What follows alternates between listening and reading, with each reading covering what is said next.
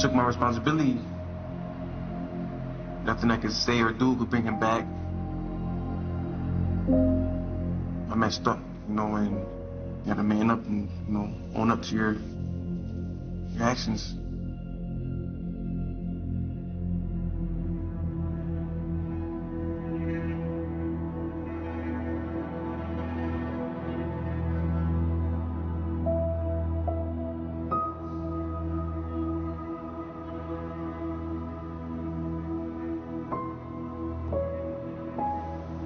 I've been in prison over a decade already.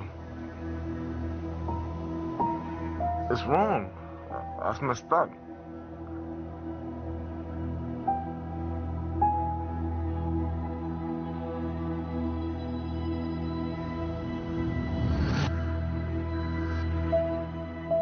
I was a victim myself in this, and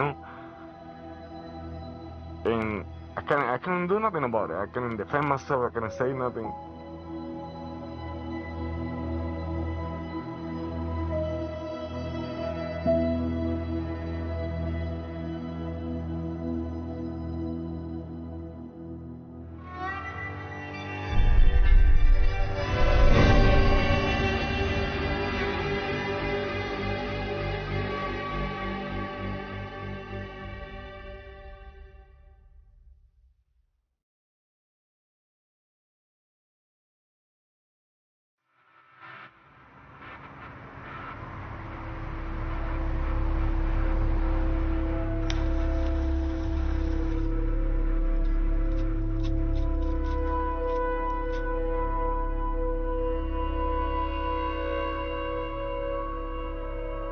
As far as investigations go, it was what we call a cluster.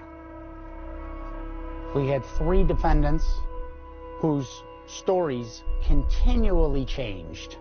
All 3 of them initially claimed no knowledge of the incident, no knowledge of a taxi cab ride. We had 3 guys who were downright allergic to the truth.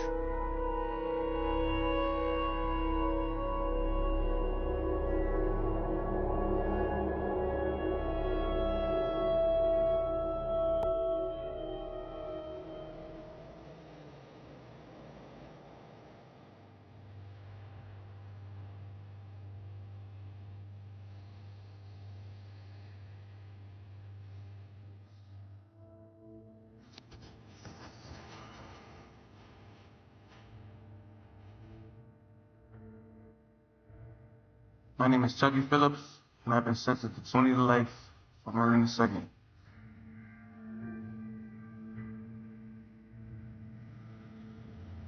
I was born in Syracuse, New York.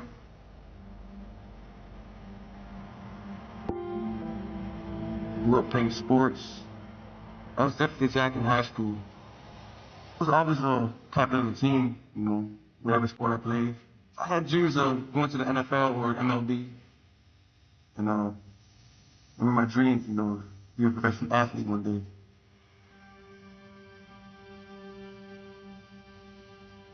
It wasn't until high school I started getting in trouble.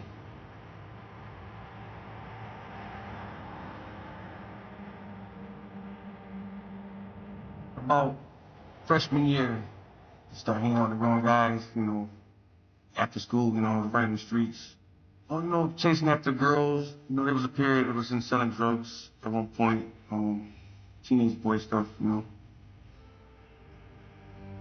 I met Eduardo, I would say maybe 2007. He dated my sister. That's how we got cool.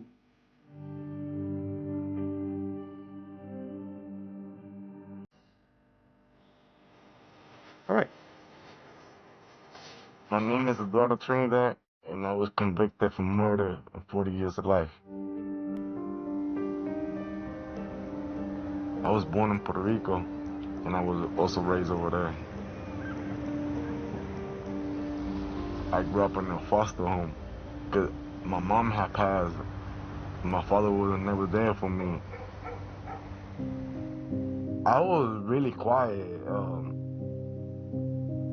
always timid, but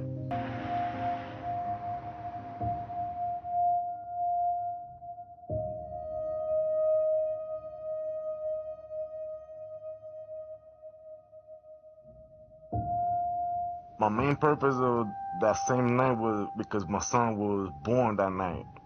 Um, I made it to Syracuse around, I say 11 o'clock, around there, almost midnight. So the visiting hours in the hospitals are closed. I can't go there. So I went to I went with Chucky to the party. And like that's how I met the other guy, the Jesus.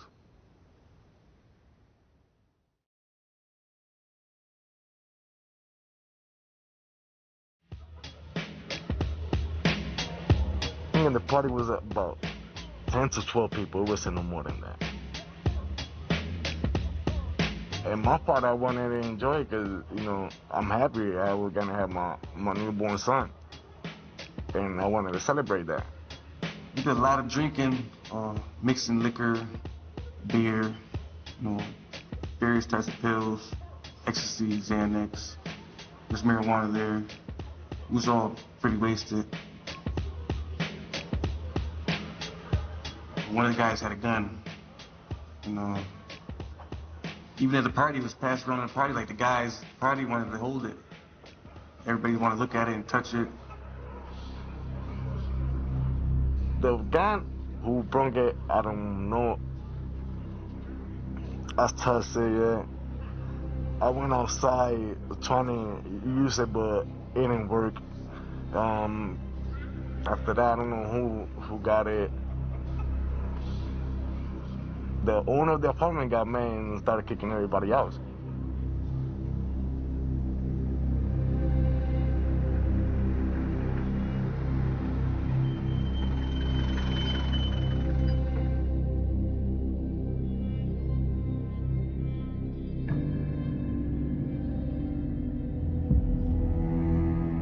I was behind the passenger.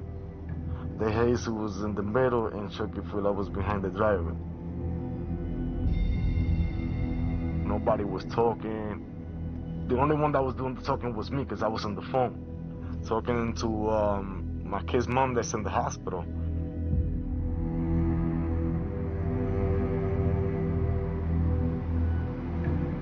When we get in the city, someone says make a right here. So we turn off the main road. And I noticed that's not my street. That's when I said, okay, you must be running because this is not my street. It's gonna be like not pay for a taxi ride, just run. Young stupid kid stuff,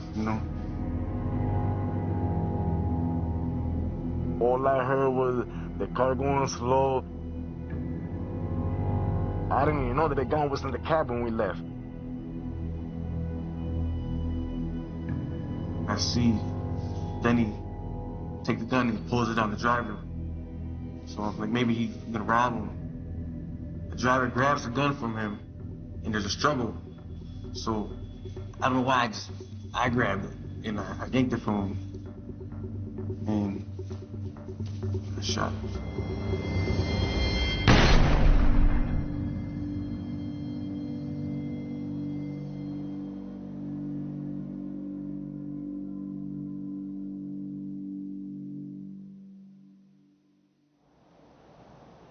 I was opening the door when I heard a boom. I ran out of the car and ran between some houses. I came back down to see where was the guys, and I didn't see the cab driver. The car wasn't there anymore. So I thought that everything was cool, and I went back to the house. I went up the hill, went to the house, and they was already there. And in the morning was when they came and arrested us. We all got arrested and got taken down to the prison.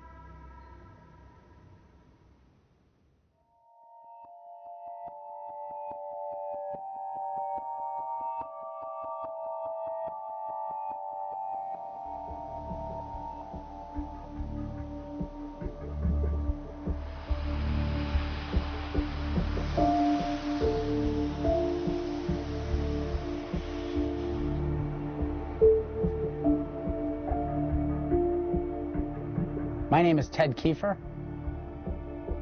I was one of the investigators involved in the Timothy Gordon homicide.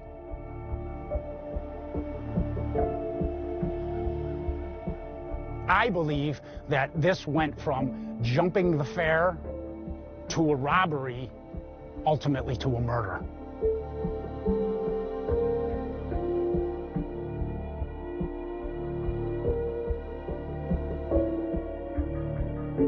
After being shot, Mr. Gordon traveled about 1 mile, and I believe he was in some sort of severe shock. The trauma to his head, being shot at close range. Where he ended up was where ultimately we got involved initially, the scene of his motor vehicle accident.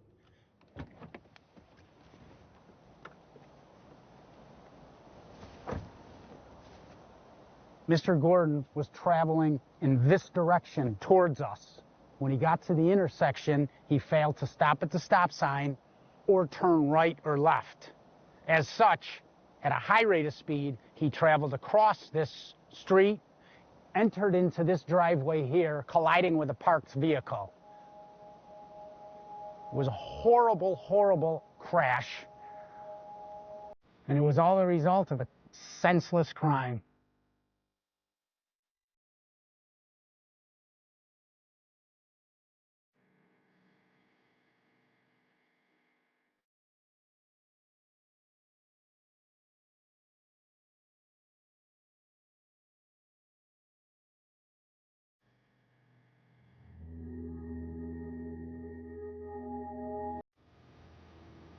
Timmy Gordon was just out trying to earn a living. And the fare that he picked up couldn't have been more than a $20 bill. I guess the emotion is just the true senselessness of it. The fact that for a ride home on a bitter cold night, it cost this man who's out working, not sleeping like the rest of civilization, it cost him his life for less than a $20 bill. It generates a lot of emotion.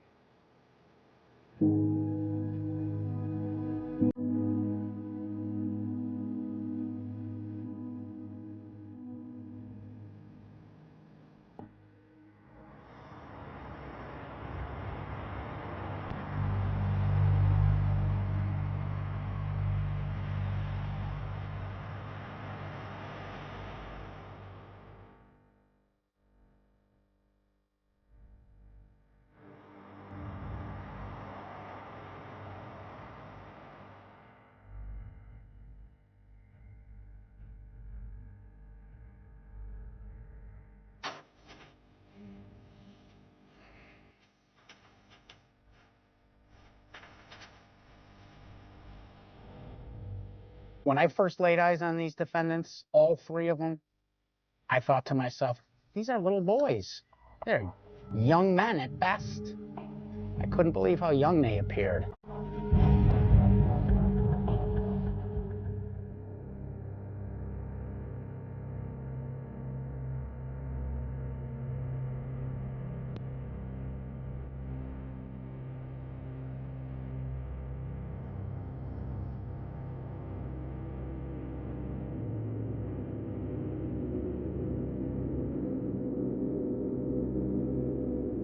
Mr. Trinidad was known to our gang violence task force. They had a file on him. They knew him by his nickname, Bala. Trinidad volunteers that Chucky Phillips and himself are active members of the Latin King street gang.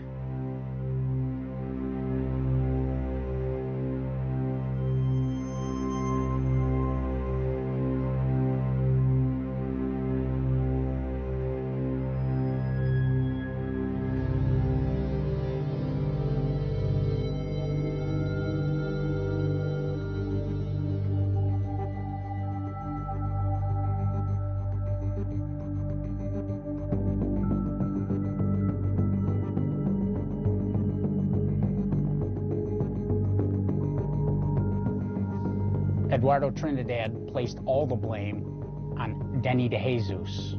Chucky Phillips, he did the same. So we had two people placing all the blame on a Denny DeJesus. What shocked most of us investigating the case was that these three so-called friends, two of these friends were willing to throw the third friend under the bus for something he didn't do. Cop or no cop, In my opinion, that's pretty grimy. Willing to throw somebody else's life away.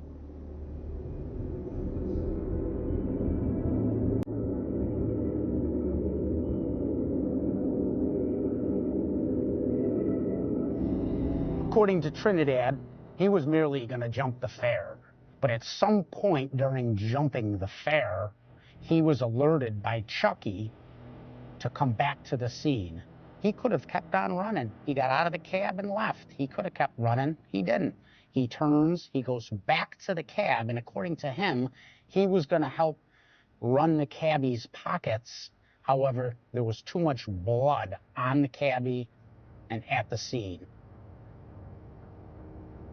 So any claims that Mr. Trinidad might have about being a passive observer, according to his own statement, he wasn't.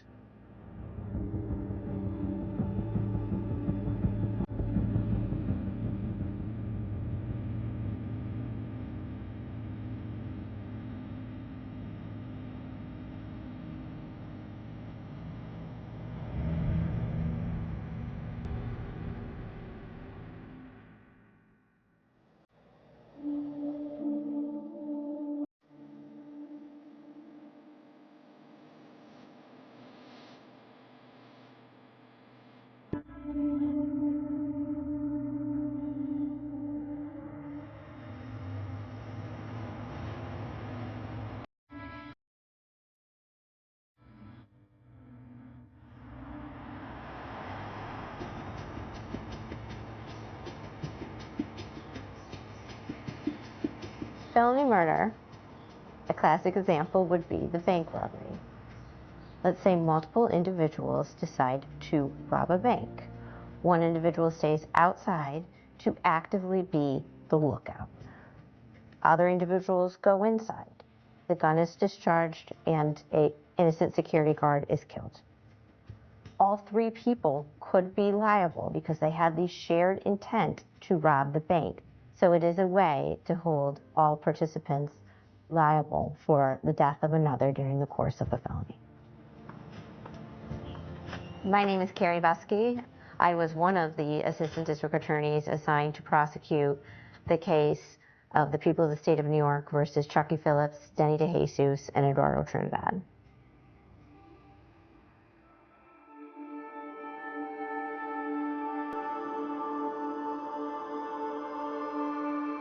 Plea bargaining gets cases resolved.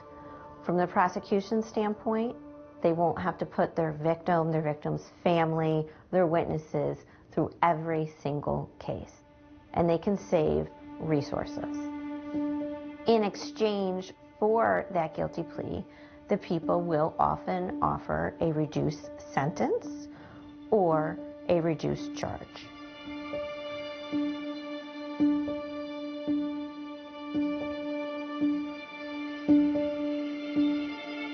Chucky Phillips did apologize. He did show a degree of remorse and regret for this horrific action. And that, I think, is reflective in his 20 to life sentence.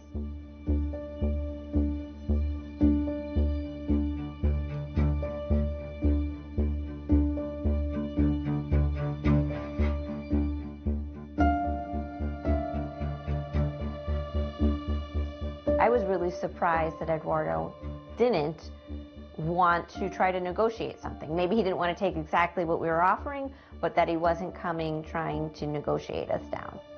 Even up to the morning of the trial, I remember going in for jury selection thinking, I think he's probably going to plea.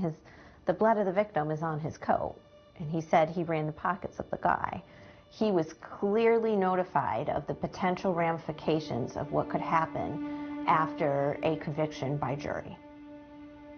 He chose to not take that plea, to reject it, and to take the case to trial. He is allowed to do that. It is the people's burden to prove their case beyond a reasonable doubt.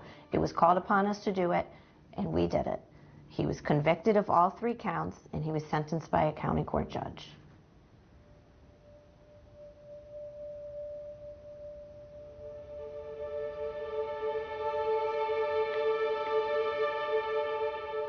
Why I plead not guilty instead of plea arguing? because I wasn't gonna allow them to try to have me say I'm guilty for something I didn't do. We didn't participate together on it, you know what I'm saying? Nobody point me as the guy who pulled the trigger. Nobody. I was shocked when I heard them say guilty or whatever. At first, I didn't believe it. I didn't have the feeling of believing it. Well, it's a decade lost already with my kids. They already grown ups. I lost all the part. That's pretty something like messed up, you know.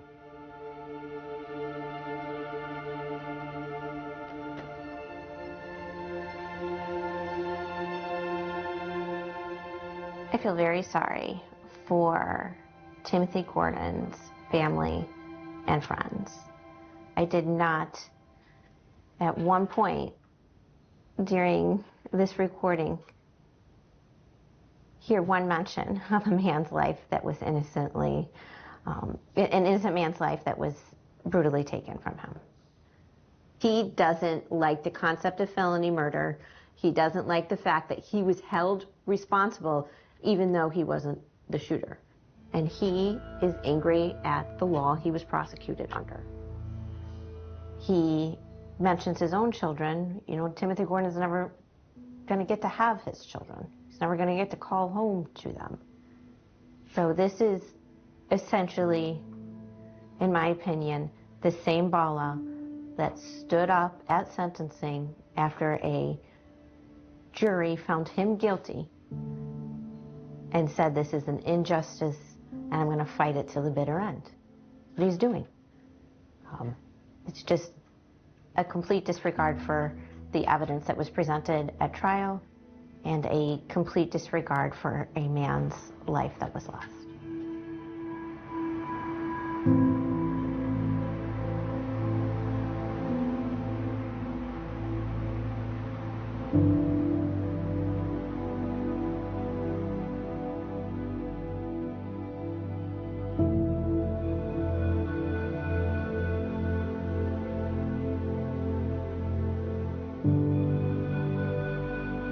I'm still trying to figure out to this day, like, why? I can't even tell you the answer. Like, I wasn't in my right state of mind. It's hard to explain because I think it was a combination of alcohol and pills mixing, you know. Worst mistake of my life. You know, I think about it every day. You know, not only that I took his life, but I ruined my life. The gun was Trinidad. She brought it from Utica. Just a lifestyle. The lifestyle he lived, you know. I don't know if he needed it for protection or he wanted it, just the lifestyle he lived. I took my responsibility. My part's played. I pled guilty. People don't usually plead guilty. I felt that it was the right thing to do, you know. I feel bad for parties involved, you know, like the deceased, co-defendants. Trinidad, his sentence blew my mind because he got 40 life for going to trial. It's just, it don't make sense how, if I pled guilty and he went to trial and he gets more time than me for the same crime, it makes me believe that, okay, I did the right thing with taking a plea deal because I would have had 40 to life. There's no question about that.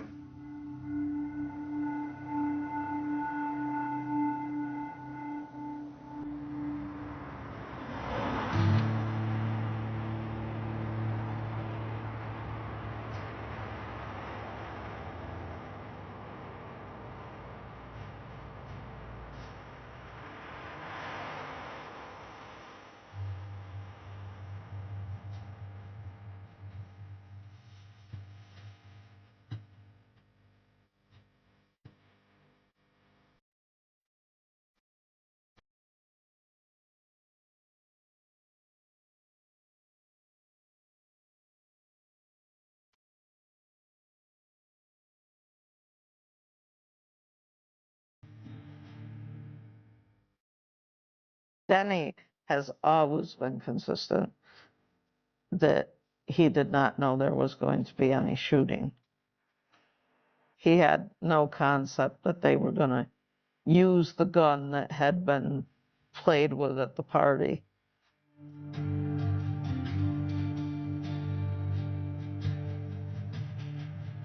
I believe that Denny DeJesus did pay for what Chucky Phillips and Eduardo Trinidad did. However, the fact that Eduardo Trinidad is serving 40 years to life and the shooter is serving 20 years to life, this is one of the big injustices of the criminal justice system. I'm not saying that Trinidad is innocent. I'm saying that his sentence is hugely disproportionate. The fact that he was guilty did not warrant double the sentence of the shooter. People are being penalized for exercising their right to a jury trial. I do have a deeply ingrained sense of justice and fairness, and plea bargaining goes against some of that grain. Everybody accused of a crime in the United States has the right to a fair trial by a jury. And if they are coerced into pleading guilty by the fact that if they go to trial and they get found guilty, they are going to get a much harsher sentence than what they would get if they plead guilty, it's violating the Constitution.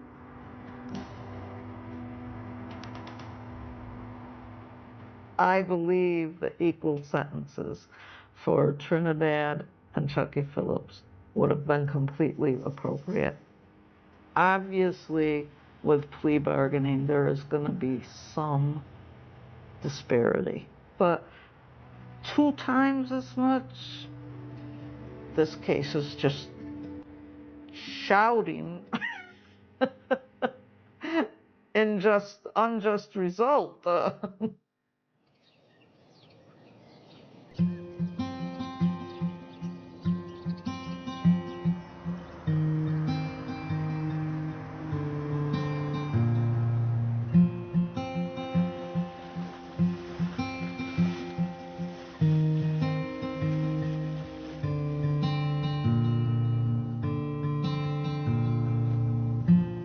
The name is Bill Walsh. I was a county court judge in Onondaga County for 11 years.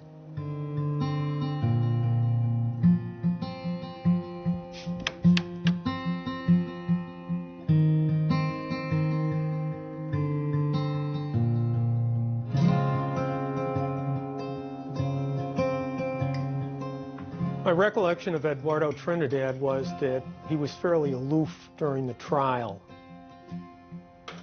I can't remember how much he participated with his lawyer, but I had the distinct feeling that he's what the Irish would call a hard man.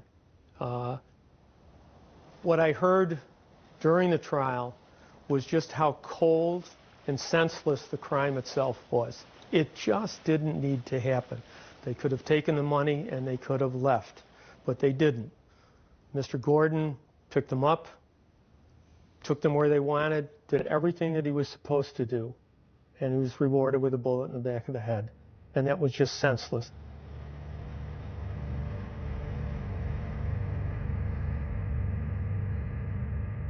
Had Mr. Trinidad elected to plead guilty, in all likelihood, his sentence would have been less, because if he waives his right to appeal, that ends it. 2 co-defendants have already pled guilty, and that would have been the 3rd, and it would have ended for the family.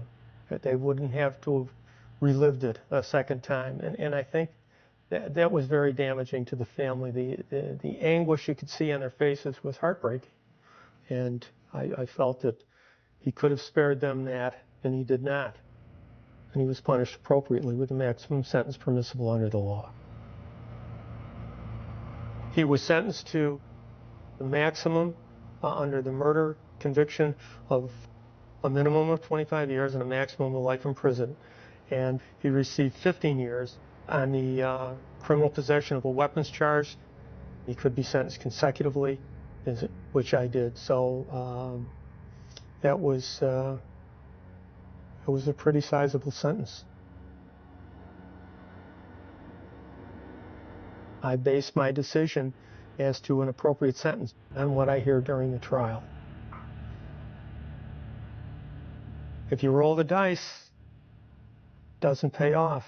There's a price to be paid for that.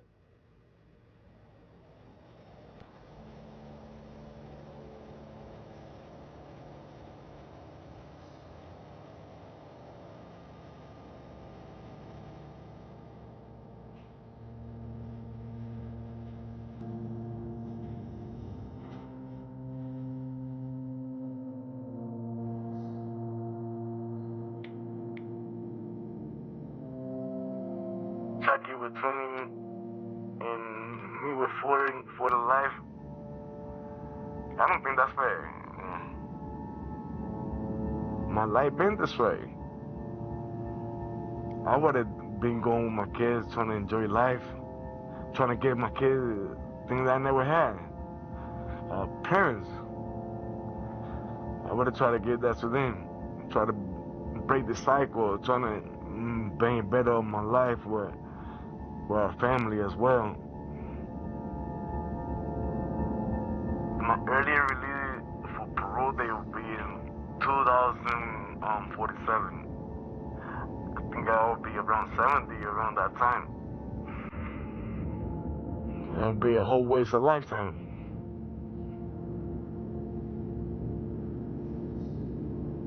See, at that time you won't be able to manage nothing.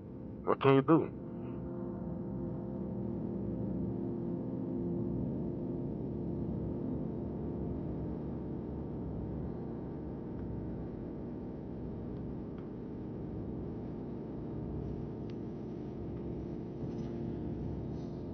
Well, it was interesting hearing from him. I think that was the first time that I've really heard from him.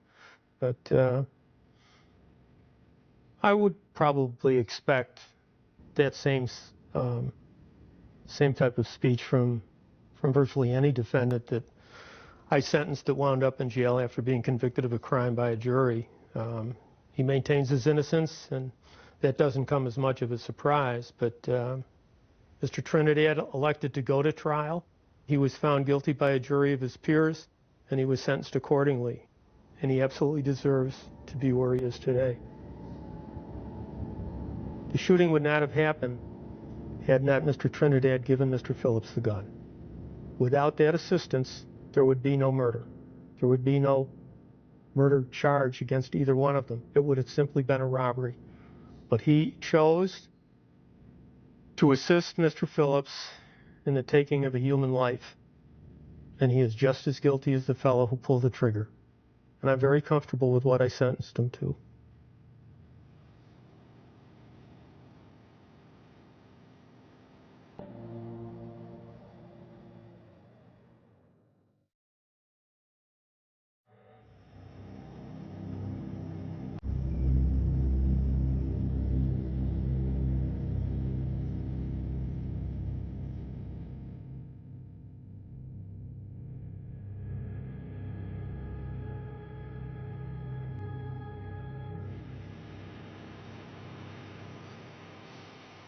I chose to fight for my rights. And I think everybody has the rights to do that. The system is broken. And they do it to people just like me. All the time. All the time. Always. We gotta be real about that.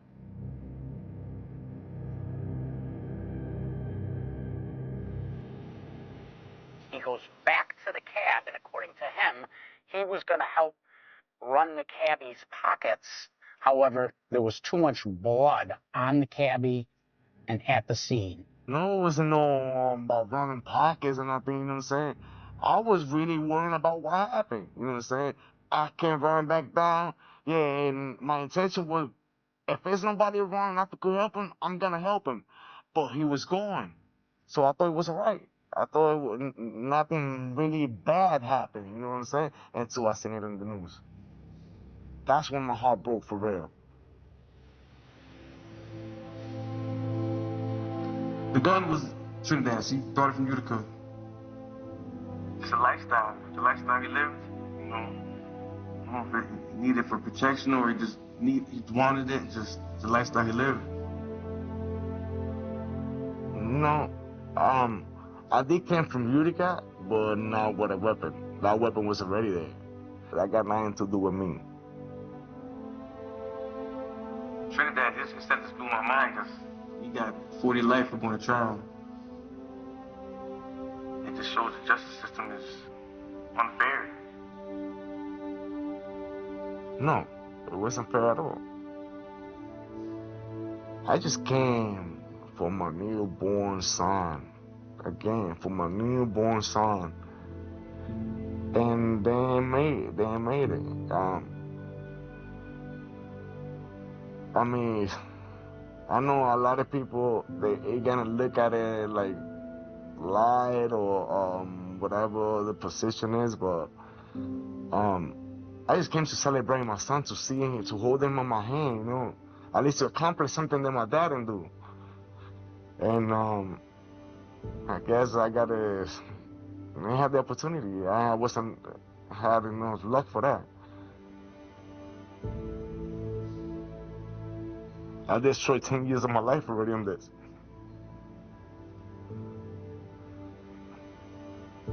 Is this really justice?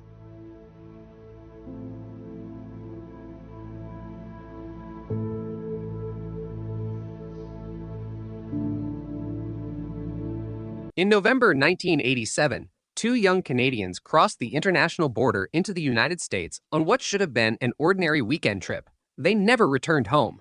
What began as a missing persons investigation soon evolved into one of the Pacific Northwest's most enduring unsolved homicide cases, remaining unresolved for more than 3 decades before advances in forensic science transformed the investigation.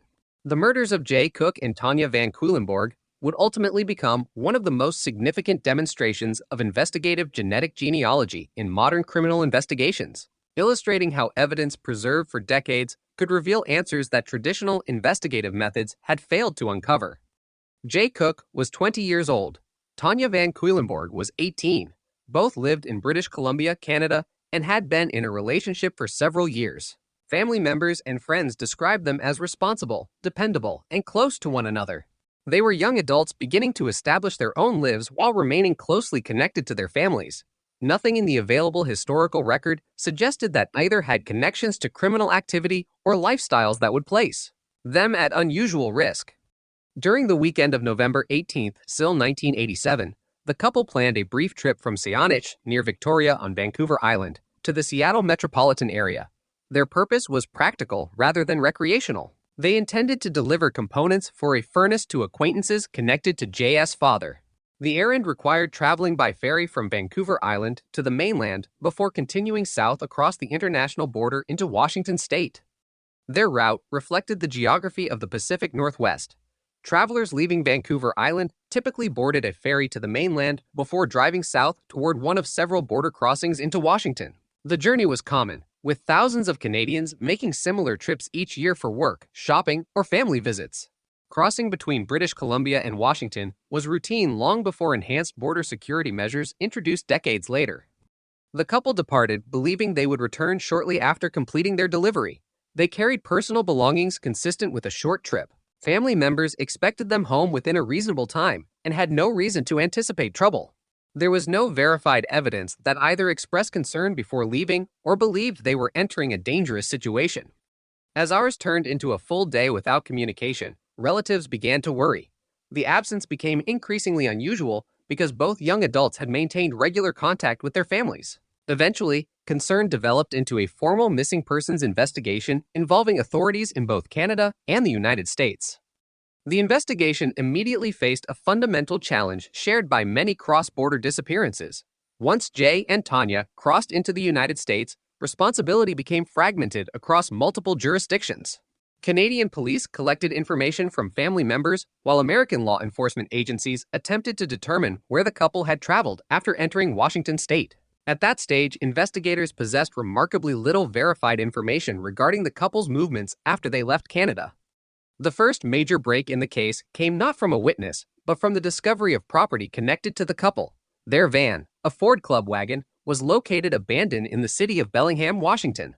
The location raised immediate questions. Bellingham lay approximately halfway between the Canadian border and Seattle, suggesting that something had interrupted their journey before they reached their intended destination. Investigators carefully examined the vehicle. Although forensic technology available in 1987 was far less advanced than today, crime scene technicians documented the van extensively, recognizing that even seemingly insignificant evidence might become important later. Latent fingerprints were collected from various surfaces. Biological evidence was preserved where possible. At the time, many of these samples could not be fully analyzed because DNA profiling remained in its infancy and was not yet a routine investigative tool in North America. The abandoned van intensified concern because it suggested the disappearance was unlikely to have been voluntary. Families rarely abandoned functioning vehicles during planned trips without explanation. Detectives began considering the possibility that the couple had encountered foul play somewhere after entering Washington.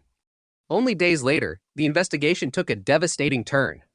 On November 24, still 1987, Tanya Van Queilenborg's body was discovered in a wooded area near Mount Baker Highway in Whatcom County, Washington.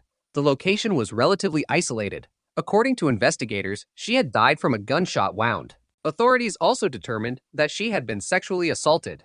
The discovery transformed the missing persons investigation into a homicide investigation. Crime scene investigators processed the location methodically. Every observable detail was photographed and documented. Biological evidence was collected using procedures available at the time. Detectives understood that preserving physical evidence would remain essential even if existing technology could not immediately identify a suspect. The recovery of Tanya's body raised numerous questions.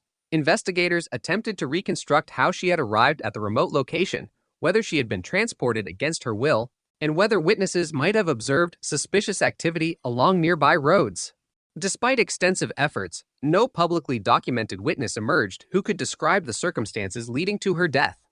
3 days later, investigators made another grim discovery.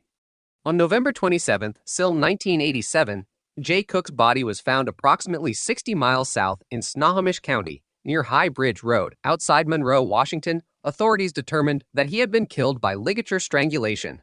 The considerable distance separating the locations where the two victims were found immediately complicated investigators' efforts to reconstruct the sequence of events. The fact that Jay and Tanya were recovered in different counties meant multiple law enforcement agencies became directly involved.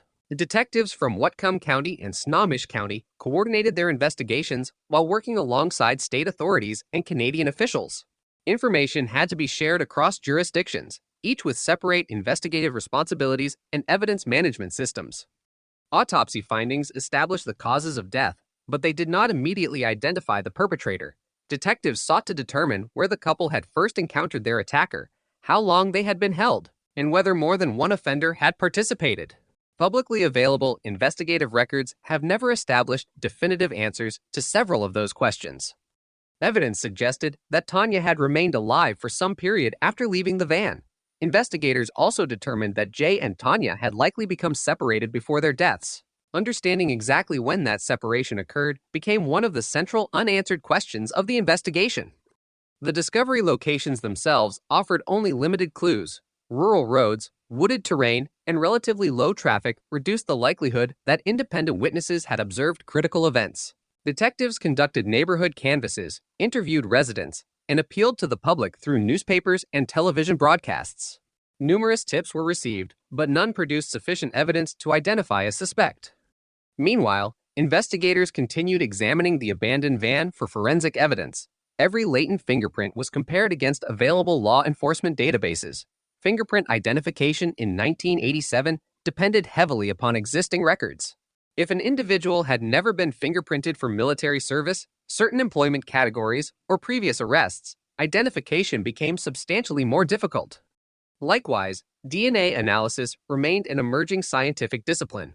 Although DNA fingerprinting had begun demonstrating remarkable potential in several pioneering criminal cases during the mid-1980s, the technology was not yet widely available, standardized, or capable of analyzing extremely small or degraded biological samples. Evidence collected from Tanya's body was preserved because investigators recognized that future scientific developments might eventually permit more sophisticated testing. The murders attracted widespread media attention in both Canada and the United States. Communities on both sides of the border followed developments closely.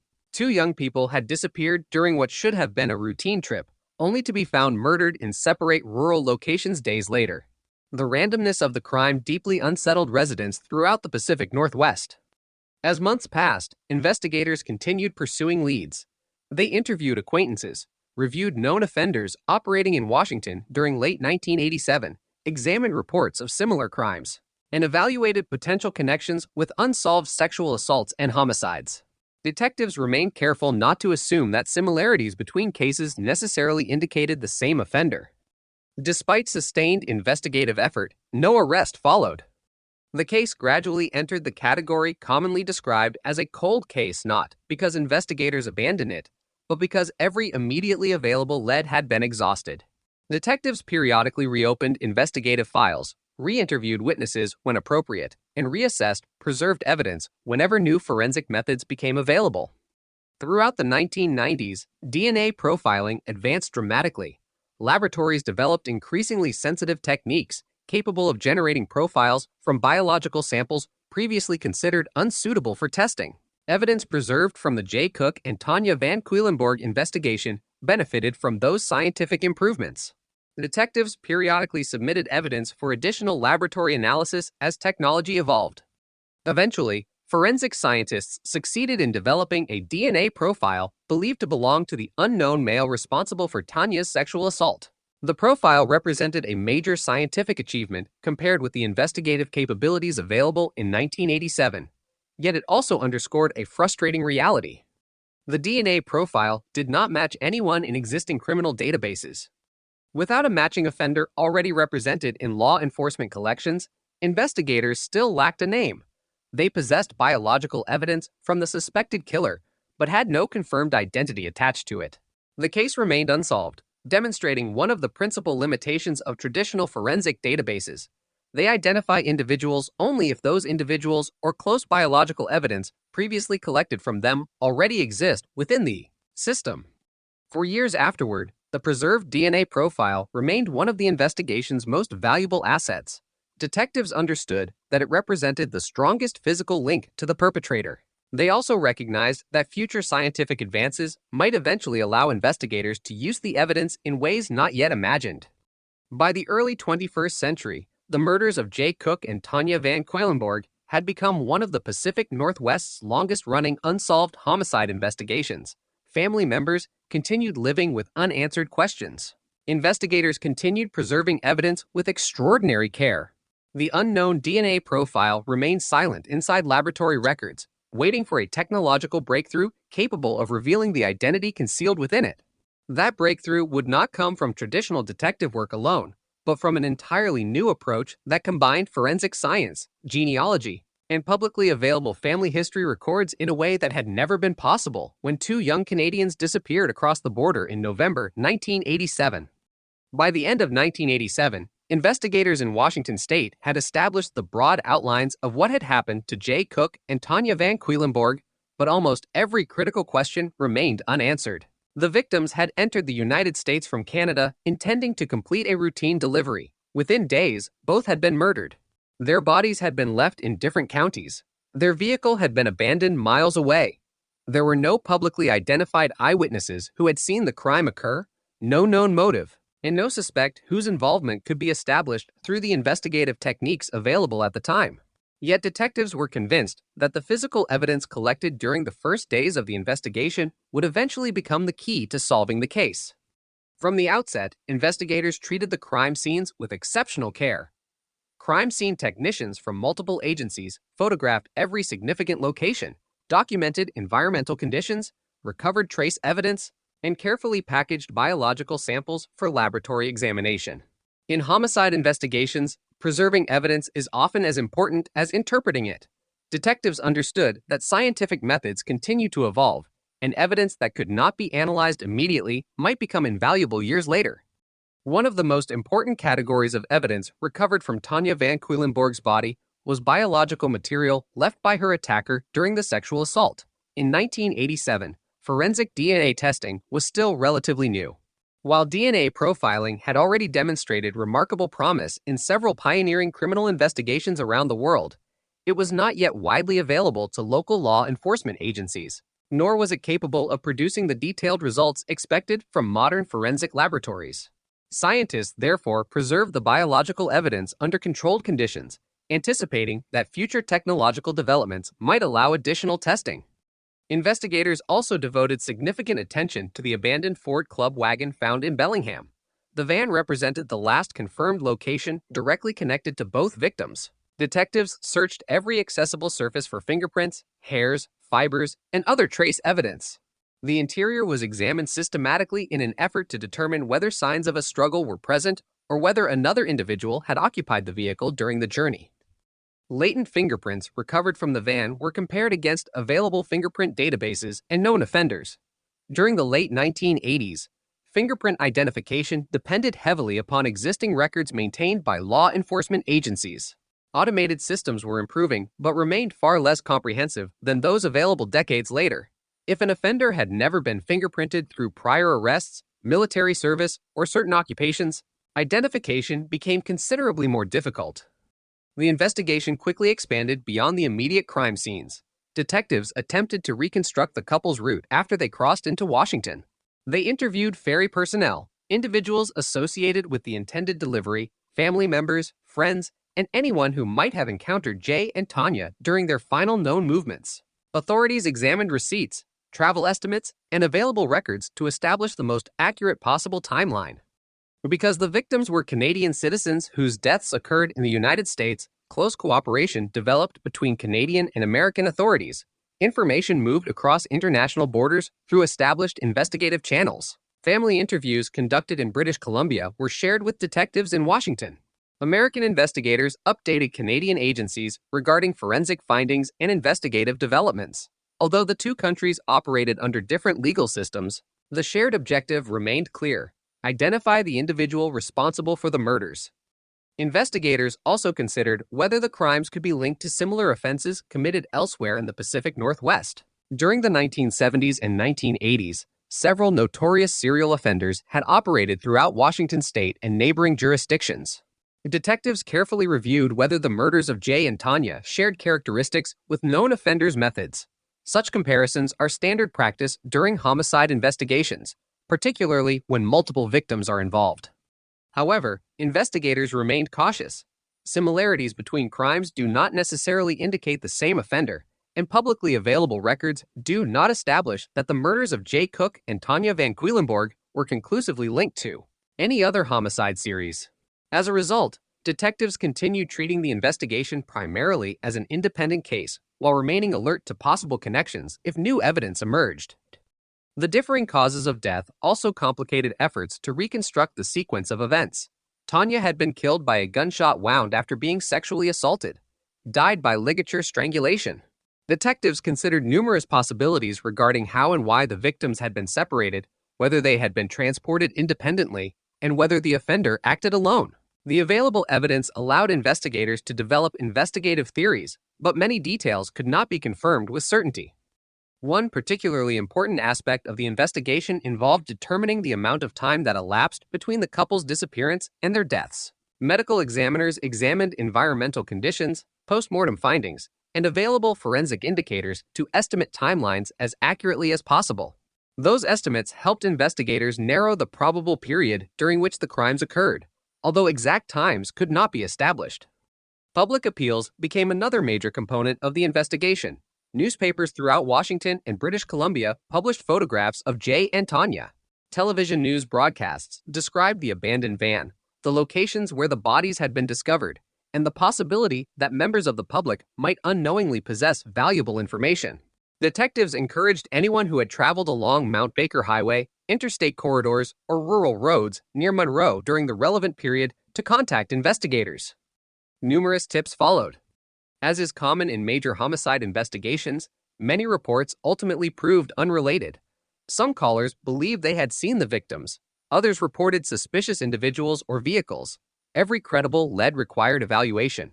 Detectives interviewed witnesses, checked alibis, compared descriptions, and pursued investigative avenues that consumed hundreds of hours of police work. Although many tips appeared promising initially, none produced sufficient evidence to identify the killer. Meanwhile, forensic laboratories continued examining the preserved evidence using the best available technology. Throughout the late 1980s and into the 1990s, DNA science advanced rapidly. Techniques such as polymerase chain reaction, commonly known as PCR, dramatically increased scientists' ability to analyze very small biological samples. Laboratories gradually developed more sensitive methods capable of producing DNA profiles from evidence that previously yielded little or no usable information. As those technologies matured, investigators returned to evidence collected during the J. Cook and Tanya Van Queilenborg investigation. Biological material preserved from Tanya's assault was re-examined using improved laboratory procedures. Eventually, forensic scientists successfully developed a DNA profile believed to belong to the unknown male responsible for the assault. For investigators, this represented an extraordinary scientific achievement. Unlike fingerprints, DNA could identify an individual with remarkable statistical confidence if a comparison sample became available. Detectives finally possessed a biological signature that almost certainly belonged to the offender. Yet possessing the DNA profile did not immediately identify its owner. The newly developed DNA profile was entered into law enforcement databases, including systems designed to compare forensic evidence against DNA collected from convicted offenders and certain arrestees, depending upon applicable laws at the time. Investigators hoped the unknown profile would match an individual already represented in those databases. It did not. The absence of a database match significantly altered the direction of the investigation. Detectives now knew that the killer's DNA had been preserved for years, but they had no name attached to it. The offender either had never been required to submit DNA under existing laws, had avoided criminal convictions that generated DNA collection, or otherwise remained outside available forensic databases. The investigation entered a new phase familiar to many cold case detectives. Rather than lacking evidence, investigators possessed compelling physical evidence, but lacked the technological means to connect that evidence to a specific person. Cold case investigations differ fundamentally from active investigations conducted immediately after a crime. Witness memories fade, physical locations change, businesses close, records disappear, potential witnesses relocate or die. At the same time, forensic science steadily improves. Cold case detectives therefore spend considerable time reviewing original reports, ensuring preserved evidence remains suitable for modern testing, and identifying investigative opportunities created by technological advances unavailable to the original investigators. Throughout the 1990s and early 2000s, detectives periodically reopened the J. Cook and Tanya Van Queilenborg files. Original reports were reviewed repeatedly. Evidence inventories were verified. Laboratory submissions were updated as testing capabilities improved. The commitment reflected an important principle shared by many homicide investigators. There is no statute of limitations for murder. Family members also continued seeking answers. Public statements made over the years consistently reflected their hope that the individual responsible would eventually be identified. Although decades had passed, they remained in contact with investigators and supported continuing efforts to apply new forensic methods whenever possible. The preserved DNA profile increasingly became the investigation's central focus. Detectives understood that traditional witness interviews and neighborhood canvasses were unlikely to produce dramatic breakthroughs after so many years. Instead, scientific evidence offered the greatest possibility of identifying the offender. By the beginning of the 2010s, forensic DNA analysis had become routine in criminal investigations, but one significant limitation remained. Conventional law enforcement databases could only identify individuals whose DNA had already been collected under existing legal authority. If an offender had never entered those systems, the DNA profile remained anonymous regardless of its quality. For many years, that anonymous profile represented both the greatest success and the greatest frustration of the investigation.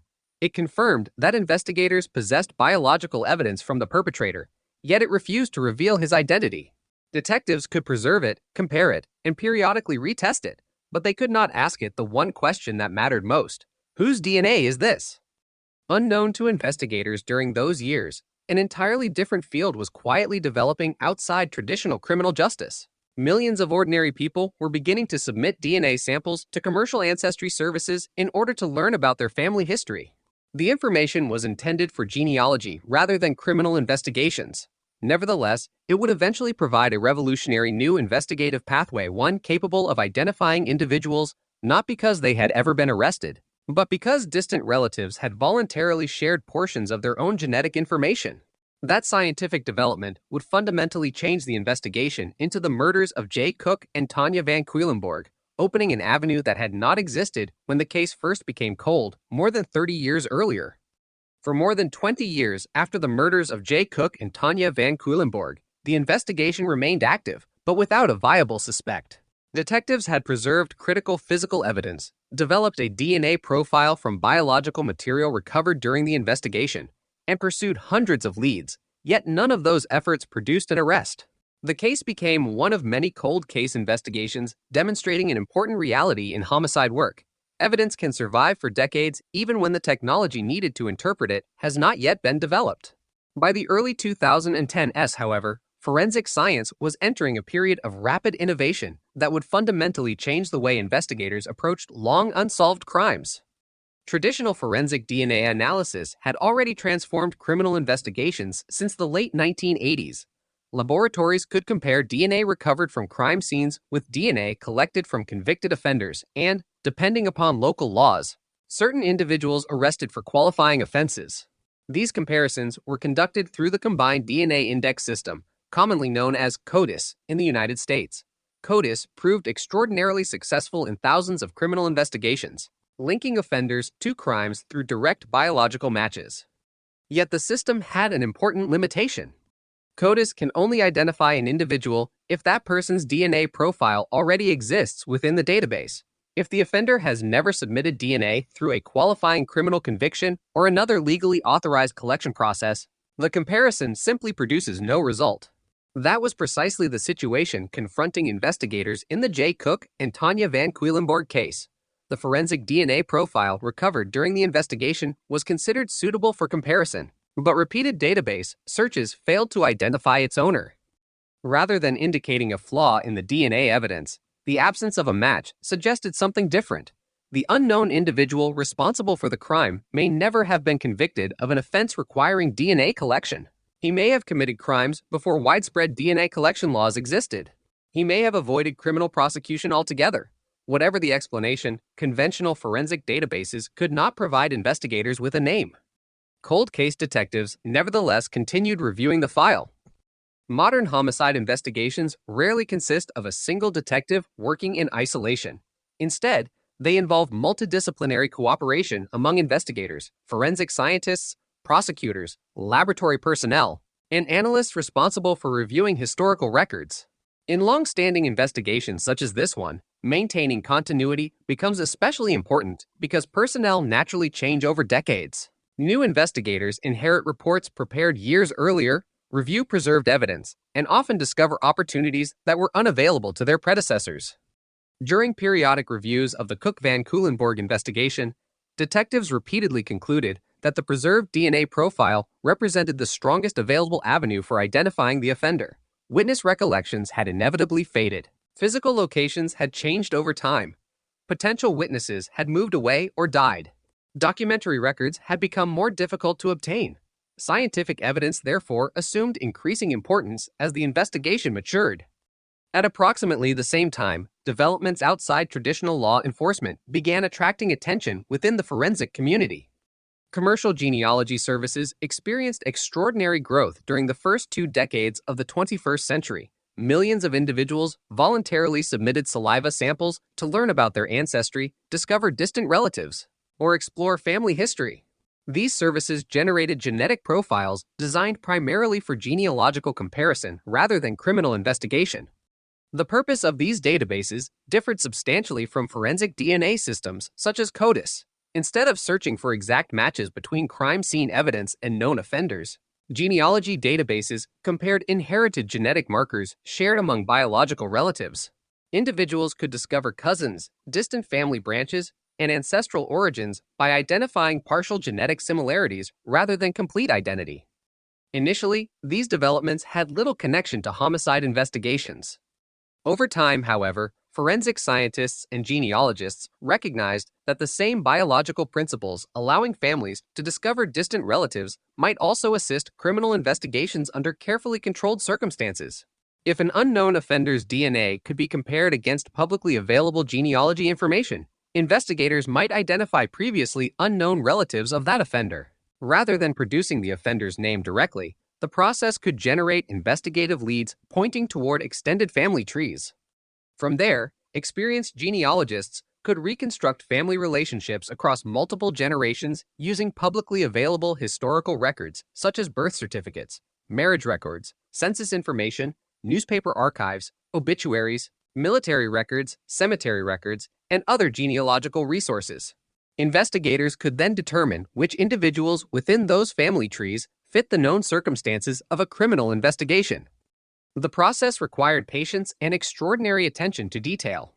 Unlike television portrayals of forensic investigations, investigative genetic genealogy does not produce an immediate identification. Instead, it involves extensive documentary research combined with genetic analysis. A single distant DNA match may represent only a small branch within an extended family tree containing hundreds or even thousands of individuals. Professional genealogists must carefully reconstruct multiple generations, eliminate impossible candidates, and narrow the investigation using independently verified facts. By the middle of the 2010s, a small number of investigators had begun exploring whether this emerging methodology could assist unresolved homicide investigations. The J. Cook and Tanya Van Cuylenborg investigation eventually became one of the cases considered suitable for this approach. Several factors made the case particularly appropriate for advanced forensic review. First, investigators possessed a high-quality DNA profile believed to originate from the offender. Second, the biological evidence had been carefully preserved for decades. Third, extensive traditional investigative methods had already been exhausted. Finally, the seriousness of the offenses and the passage of time justified evaluating innovative investigative techniques consistent with applicable legal standards. Implementing such an approach required collaboration among specialists with different expertise. Detectives understood criminal investigations. Forensic scientists understood laboratory procedures and DNA analysis. Genealogists understood historical family research. Prosecutors evaluated legal requirements governing the use of emerging investigative methods. Each discipline contributed a separate component to the overall investigative strategy. Importantly, investigative genetic genealogy did not replace conventional police work. Instead, genealogy generated investigative leads that still required independent verification through traditional evidence. Even if genealogical analysis suggested a particular individual, investigators could not rely upon genealogy alone to establish criminal responsibility. Additional evidence remained essential before prosecutors could consider criminal charges. As investigators explored these developing methods, they also revisited every aspect of the original evidence collected in 1987. Laboratories reviewed preserved biological samples to ensure they remained suitable for additional testing using modern analytical techniques. Chain of custody documentation was verified. Original reports were compared with laboratory findings. The detectives re-examined photographs taken during the initial investigation, confirming the locations where evidence had been recovered and evaluating whether any additional forensic opportunities existed.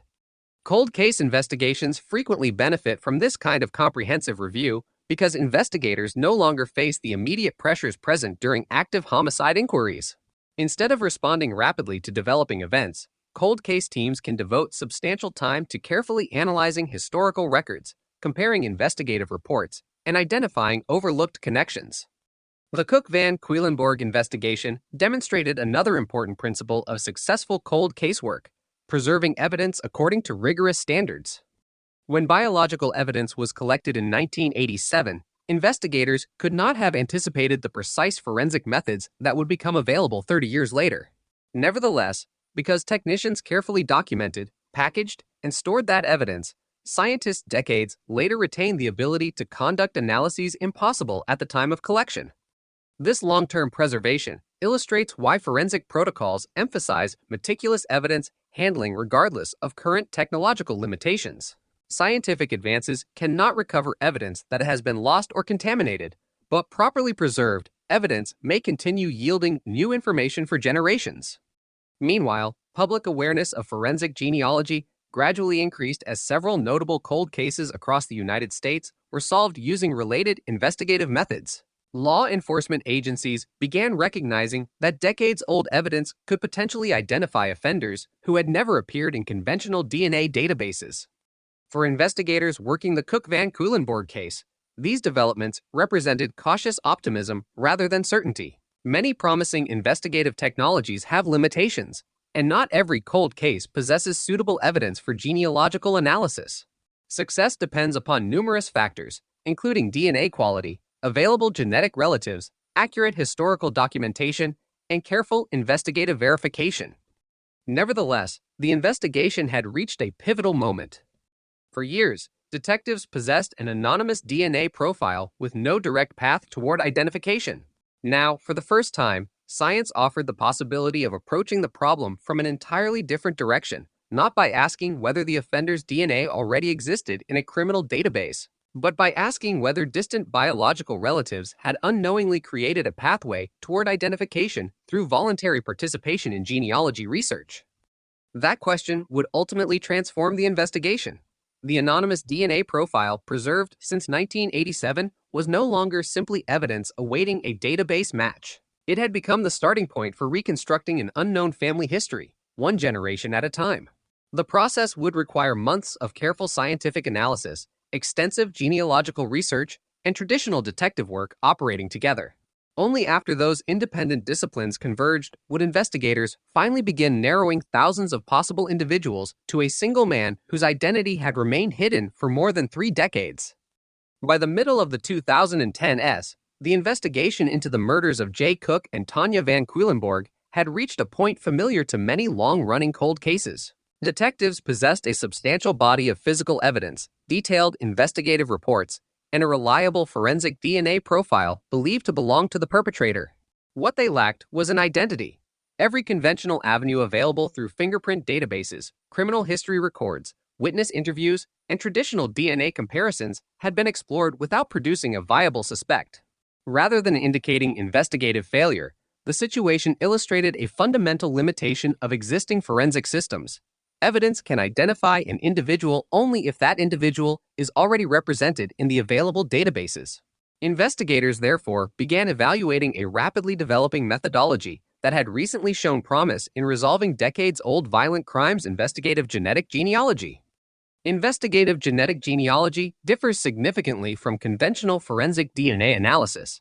Standard forensic comparisons seek an exact or near-exact match between biological evidence recovered from a crime scene and DNA profiles already stored in law enforcement databases such as CODIS. If no such profile exists, the search ends without identification. Genetic genealogy follows a different path. Instead of searching for the individual directly, it looks for biological relatives who may have voluntarily submitted their DNA to genealogy services designed to help people research family history. The methodology depends on basic principles of human inheritance. Every person shares measurable portions of DNA with biological relatives. Parents and children share approximately half of their genetic material. Siblings also share substantial portions, while cousins and more distant relatives share progressively smaller amounts. Commercial genealogy databases analyze these inherited similarities to identify possible family relationships. For genealogists, the objective is to reconstruct family history. For investigators, the objective is to determine whether those distant relationships can provide leads toward identifying an unknown individual associated with a crime. Applying this technique requires much more than laboratory testing. First, forensic scientists must generate a DNA profile from the crime scene evidence that is suitable for genealogical comparison. This profile differs from the shorter forensic profiles traditionally used in criminal databases. Genealogical analysis generally requires a much larger number of genetic markers, allowing comparison with distant relatives whose DNA may overlap only partially with the unknown sample. The preserved biological evidence from the Cook Van Cuylenborg investigation proved sufficiently well preserved for this process. Decades after the murders, laboratory specialists were able to generate the type of DNA data necessary for genealogical analysis. This achievement reflected the careful evidence preservation practices followed during the original investigation in 1987. Once the laboratory work had been completed, investigators partnered with specialists experienced in forensic genealogy. Their task was not to identify the offender immediately, but to determine whether the unknown DNA profile shared measurable genetic similarities with individuals whose information was available through genealogy resources that permitted law enforcement use under applicable policies at the time. The earliest comparisons did not produce a close relative. Instead, analysts identified more distant biological connections, individuals who appeared to share common ancestors several generations removed from the unknown contributor of the crime scene DNA. Such distant relationships are common in genealogy investigations. While they provide valuable clues, they rarely identify a suspect by themselves. The next stage required extensive historical research. Professional genealogists began reconstructing family trees for the identified genetic relatives. Public records became essential tools.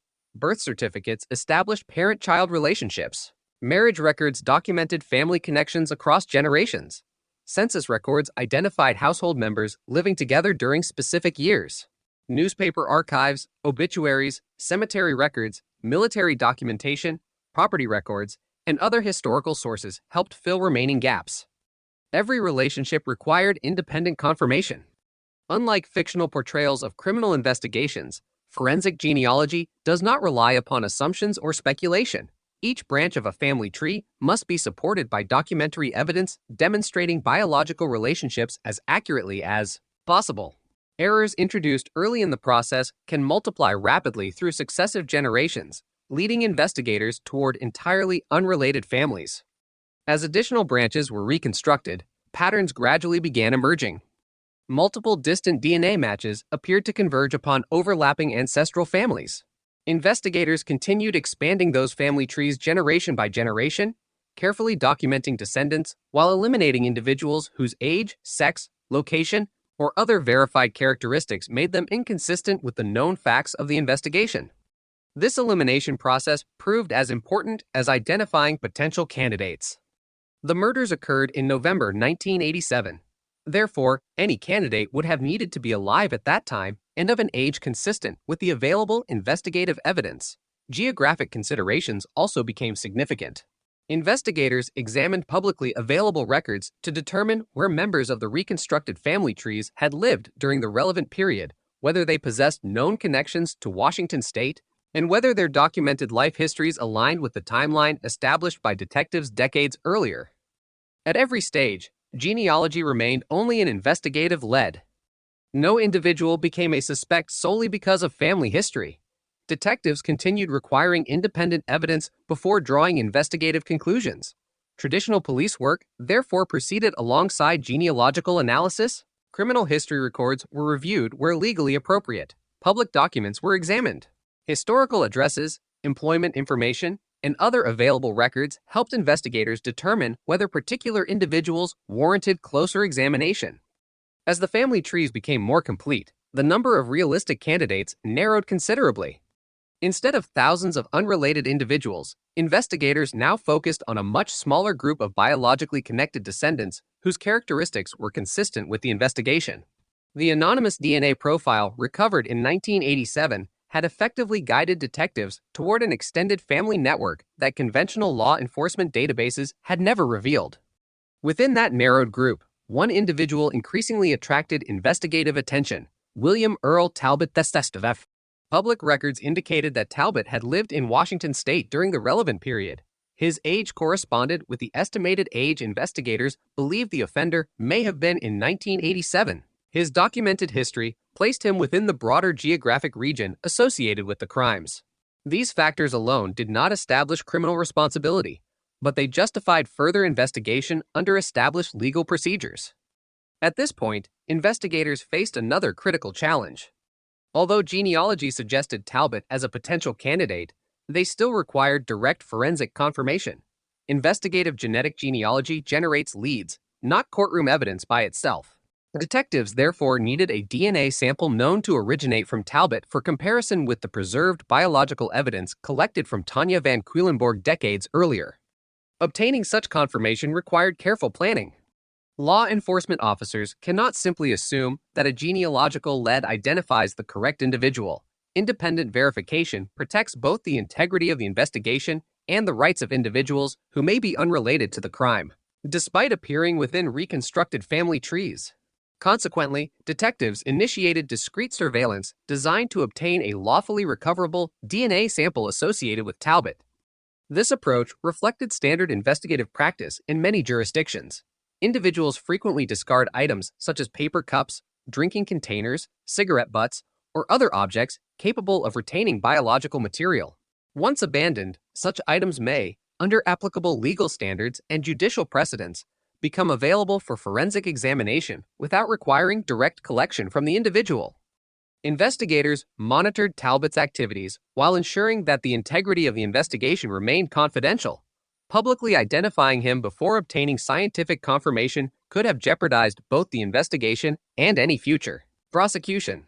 Accordingly, surveillance proceeded quietly while forensic specialists prepared to compare any recovered biological sample against the preserved evidence from 1987. The comparison represented the culmination of more than 3 decades of investigative work. The detectives who had inherited the cold case from earlier generations of investigators now stood on the threshold of answering a question that had remained unresolved since November 1987. Every stage of the process, from the original crime scene examinations and evidence preservation to advances in forensic DNA science and the emergence of investigative genetic genealogy, had contributed to this moment. Yet investigators remained cautious. Scientific investigations require confirmation before conclusions. Genealogical research had pointed investigators toward a specific individual, but only direct DNA comparison could determine whether the biological evidence recovered from Tanya Van Cuylenborg matched William Earl Talbot II. That laboratory result would determine whether decades of careful investigative work had finally identified the man responsible for one of the Pacific Northwest's longest-running unsolved double homicide investigations. After months of genealogical analysis and traditional investigative work, detectives had narrowed their focus to William Earl Talbot II. At this stage, however, the investigation remained incomplete. Investigative genetic genealogy had identified Talbot as a promising lead through reconstructed family relationships, but genealogy alone was not sufficient to establish criminal responsibility. Under established investigative and legal standards, the next step required obtaining a DNA sample known to originate from Talbot and comparing it directly with the biological evidence preserved from the 1987 murders. Only a direct forensic comparison could determine whether the unknown DNA profile recovered decades earlier belonged to him. Investigators therefore initiated a carefully planned surveillance operation. Such surveillance is a common investigative technique when detectives seek to obtain lawfully recoverable biological material without alerting a potential suspect. Rather than requesting a DNA sample directly, investigators observe an individual's public activities and recover items that have been voluntarily discarded. Drinking containers, paper cups, cigarette butts, eating utensils, or similar objects may retain biological material suitable for forensic analysis if abandoned in a public setting. Any recovery must comply with applicable legal standards and preserve the chain of custody necessary for laboratory examination. According to court records and publicly reported accounts, investigators eventually obtained discarded items believed to contain William Earl Talbot II's DNA. Those items were submitted to forensic laboratories, where scientists extracted genetic material and prepared it for comparison against the DNA profile generated from evidence preserved during the original homicide investigation. The comparison represented one of the most important moments in the case. Unlike genealogical analysis, which identifies possible biological relatives, forensic comparison examines whether DNA profiles originate from the same individual. Modern forensic DNA testing compares numerous genetic markers distributed across the genome. The probability of two unrelated individuals sharing identical profiles across all tested markers is extraordinarily small, making DNA one of the most powerful forms of identification available in criminal investigations. Laboratory scientists followed established quality control procedures throughout the analysis. Independent verification, documentation, and technical review are standard components of forensic DNA testing to ensure the reliability of reported conclusions. Every stage of the examination was recorded according to laboratory protocols designed to maintain scientific integrity. When the comparison was completed, investigators received the result they had pursued for more than 3 decades. The DNA profile obtained from William Earl Talbot, the CN matched the male DNA profile recovered from biological evidence connected to Tanya Van Quedlinburg's sexual assault. For detectives, the finding represented the first direct forensic identification of a suspect in the investigation. The result did not emerge suddenly or in isolation. Instead, it reflected the cumulative work of multiple generations of investigators. Crime scene technicians who carefully preserved evidence in 1987, forensic scientists who developed increasingly sophisticated laboratory techniques over subsequent decades, genealogists who reconstructed extensive family trees, and detectives who coordinated each phase of the investigation had all contributed to reaching this point. Once the DNA match had been confirmed, investigators evaluated the broader body of evidence. Cold case prosecutions rarely rely upon a single piece of evidence, even one as significant as DNA. Detectives reviewed historical reports, witness statements, geographic information, timelines, and previously collected investigative material to determine whether the totality of the evidence supported criminal charges. Prosecutors likewise reviewed laboratory documentation, chain of custody records, and genealogical procedures to ensure that every stage of the investigation complied with applicable legal requirements. The lengthy passage of time presented unique challenges. More than 30 years had elapsed since the murders. Some original investigators had retired. Certain witnesses could no longer be located, while others had died. Physical locations connected to the investigation had changed substantially. Nevertheless, documentary records, preserved forensic evidence, and carefully maintained investigative files provided a detailed historical record of the case. On May 18, 2018, authorities arrested William Earl Talbot in Washington state. The arrest marked the first time anyone had been formally charged in connection with the murders of Jay Cook and Tanya Van Quedlinburg. For investigators who had worked the case over many years, the arrest represented the culmination of decades of persistence rather than a sudden breakthrough. Numerous agencies publicly acknowledged the collaborative effort that had made the identification possible, emphasizing the roles played by forensic laboratories, cold case detectives, prosecutors, and specialists in investigative genetic genealogy. News of the arrest attracted international attention. The Cook-Van Quedlinburg investigation became one of the earliest homicide cases solved through investigative genetic genealogy, following the highly publicized identification of the Golden State Killer earlier in 2018. Law enforcement agencies throughout North America closely examined these developments, recognizing that the methodology could potentially assist many other unresolved violent crime investigations involving preserved biological evidence. For the victims' families, the announcement brought significant developments after more than 30 years of uncertainty. Family members had consistently supported continuing investigative efforts and maintained hope that scientific advances might eventually identify the individual responsible. Public statements made following the arrest reflected both relief that substantial progress had finally occurred and recognition that criminal proceedings still lay ahead. An arrest represents an allegation supported by probable cause. Guilt or innocence must ultimately be determined through the judicial process. Investigators also emphasized an important distinction regarding the role of investigative genetic genealogy. The genealogy research itself did not constitute courtroom evidence proving guilt.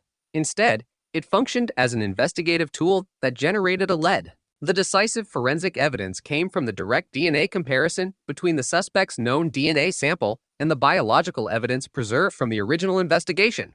This distinction became important in explaining both the scientific process and the legal foundation of the case. The investigation also demonstrated the importance of long-term evidence preservation. Had biological evidence not been collected and stored properly in 1987, later advances in forensic science could not have been applied. Likewise, without detailed investigative documentation preserved across decades, genealogists and detectives would have faced far greater difficulty reconstructing historical events and verifying potential leads. As prosecutors prepared formal criminal proceedings, defense counsel likewise began reviewing the scientific methods employed during the investigation. The introduction of investigative genetic genealogy into criminal investigations represented a relatively new development, and legal professionals carefully examined both the genealogy process and the subsequent forensic DNA confirmation. Although genealogy had guided investigators toward Talbot, the prosecution's evidentiary presentation focused primarily on the independently verified DNA match and the broader investigative record. The arrest also prompted renewed public interest in the original investigation. Journalists revisited reports from 1987, interviewed retired detectives, and examined how technological advances had transformed the case over 3 decades. Many accounts highlighted the contrast between the investigative tools available immediately after the murders and those available in 2018. In 1987, DNA profiling itself was still emerging. By 2018, investigators were able not only to analyze DNA with remarkable precision, but also to use distant familial relationships to identify previously unknown suspects. Despite widespread attention surrounding the arrest, investigators and prosecutors remained careful in their public statements. They generally avoided discussing investigative details that could affect future court proceedings or reveal information not already contained within public records. This measured approach reflected standard practice in significant criminal prosecutions, where preserving the integrity of judicial proceedings remains essential. The arrest of William Earl Talbot City End therefore marked neither the beginning nor the conclusion of the judicial process. Instead, it represented the transition from an unsolved homicide investigation to a criminal prosecution. After more than 30 years, investigators had identified a suspect through a combination of preserved forensic evidence, advances in DNA science, investigative genetic genealogy, and traditional detective work. The next stage would unfold in court, where scientific findings, witness testimony, and legal arguments would be examined under the rules of evidence before a jury tasked with determining whether the prosecution had proven its case beyond a reasonable doubt. The arrest of William Earl Talbot in May 2018 marked the beginning of a new phase in a case that had remained unsolved for more than 30 years. For investigators, identifying a suspect through forensic DNA and investigative genetic genealogy represented a major breakthrough. For prosecutors, however, the challenge was different.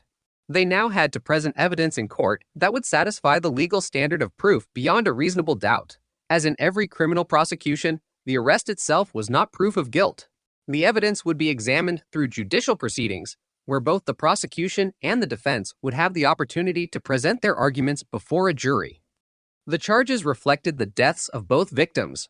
Prosecutors alleged that William Earl Talbot was responsible for the murders of Jay Cook and Tanya Van Quillenborg during their trip through Washington state in November 1987. More than 3 decades had passed since the crimes, making the case one of the oldest homicide prosecutions in Washington state to rely heavily upon modern DNA technology. Preparing such a prosecution required extraordinary attention to detail.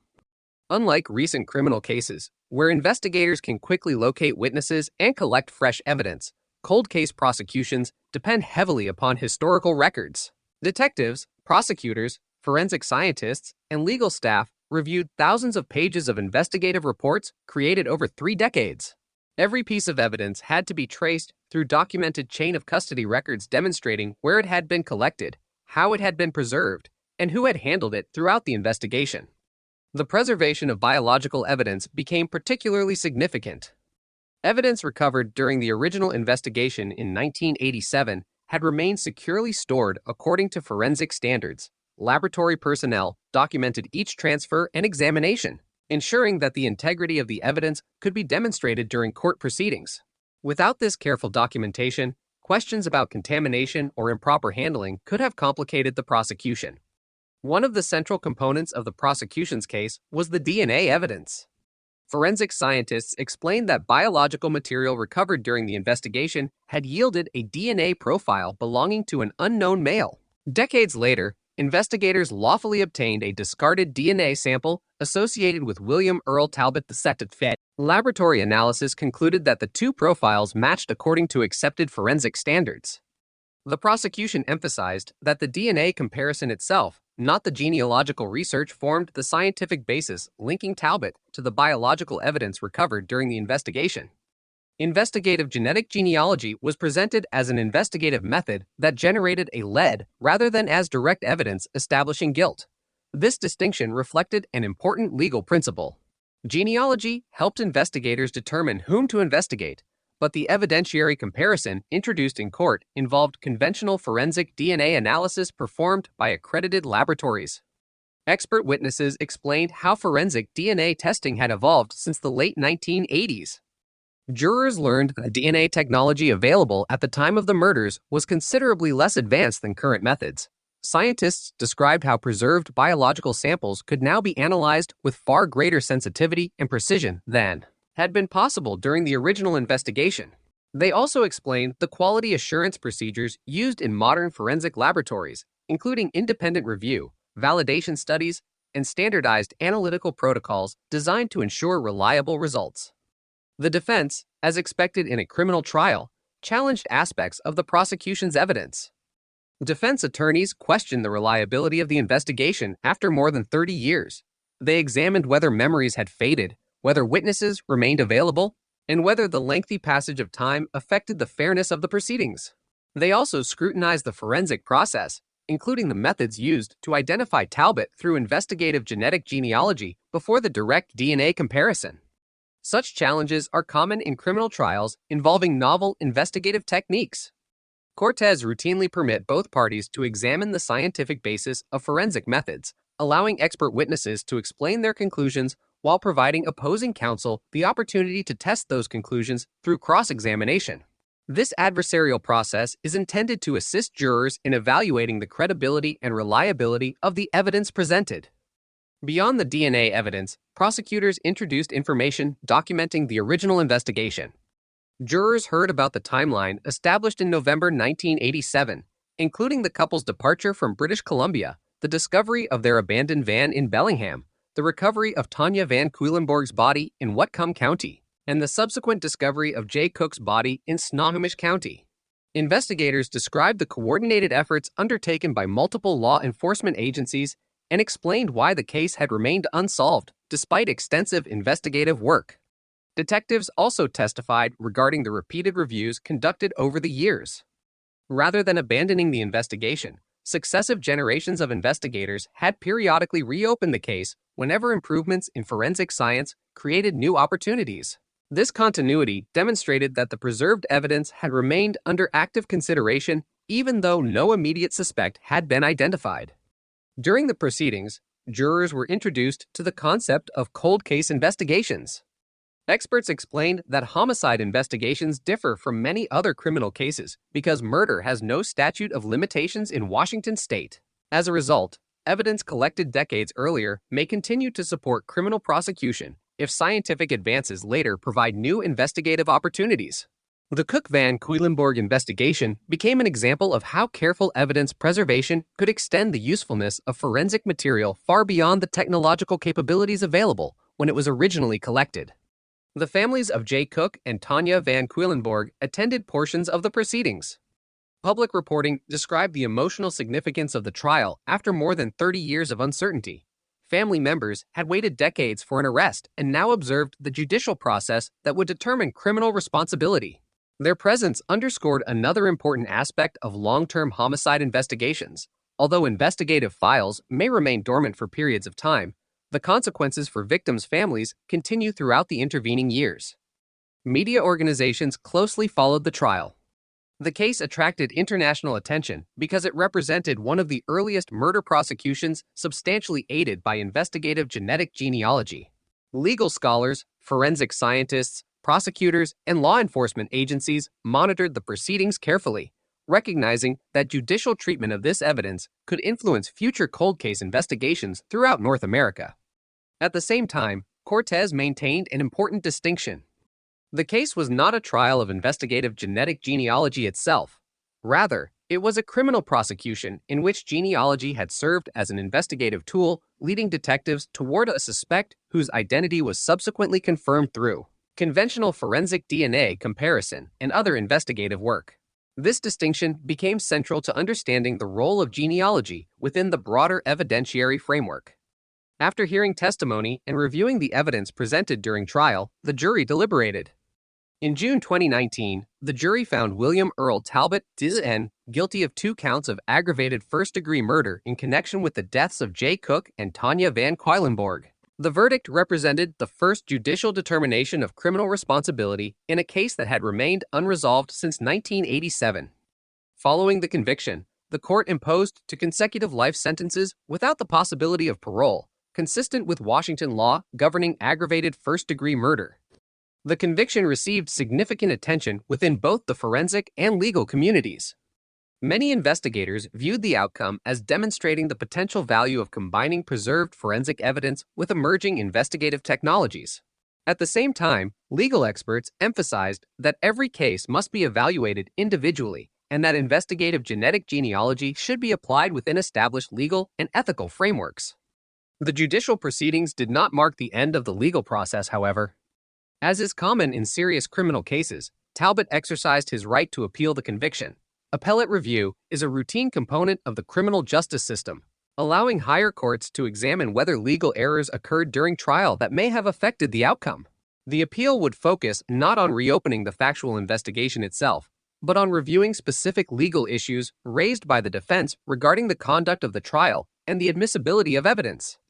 Thus, although the jury had reached its verdict, the legal history of one of the Pacific Northwest's longest-running cold cases was not yet complete. The investigation had demonstrated the remarkable capabilities of modern forensic science, but the appellate courts would now determine whether the conviction had been obtained in accordance with the procedural safeguards that govern criminal trials. The American Justice. The June 2019 conviction of William Earl Talbot N. brought a jury's verdict to a case that had remained unsolved for more than 30 years. For the families of Jay Cook and Tanya Van Cuylenborg, the verdict represented the first formal finding of criminal responsibility since the murders in November 1987. For investigators, it marked the successful conclusion of a decades-long criminal investigation that had relied on preserved forensic evidence, advances in DNA science, and investigative genetic genealogy. Yet, as with many serious criminal cases in the United States, the legal process did not end with the jury's decision. The conviction entered the appellate system, where higher courts would review specific legal questions raised during the trial rather than reinvestigate the underlying facts of the case. An appeal serves a distinct function within the criminal justice system. It is not a second trial and does not ask a new jury to determine guilt or innocence. Instead, appellate judges examine whether legal errors occurred during the original proceedings that may have affected the fairness of the trial or the admissibility of evidence. This process forms an important safeguard within American criminal law, ensuring that convictions are obtained through procedures consistent with constitutional and statutory requirements. Among the issues examined during the appellate process were questions surrounding the admission of certain evidence and aspects of the trial proceedings. The defense challenged elements of the prosecution's case, arguing that errors had occurred during the original trial. These legal arguments reflected procedural questions rather than disputes over the existence of the DNA evidence itself. The appellate review also attracted attention because the case had become one of the earliest murder prosecutions substantially aided by investigative genetic genealogy. Although the genealogy research itself had not been introduced as direct evidence proving guilt, the investigative pathway that led detectives to William Earl Talbot generated considerable discussion among legal scholars, forensic scientists, prosecutors, and defense attorneys. Investigative genetic genealogy was still a relatively new investigative method. Its rapid success in several high-profile cold cases prompted law enforcement agencies across the United States to evaluate whether similar techniques could assist other unsolved violent crimes. At the same time, legal experts emphasized that the methodology required careful oversight, clear investigative policies, and compliance with evolving privacy standards governing the use of publicly available genetic information. The Cook-Van Cuylenborg investigation became an important case study in that discussion. The sequence followed by investigators illustrated the distinction between genealogy as an investigative lead and forensic DNA as courtroom evidence. Detectives first used genealogical analysis to identify a potential suspect from among distant biological relatives. They then independently obtained a lawfully recoverable DNA sample associated with that suspect and submitted it for conventional forensic comparison.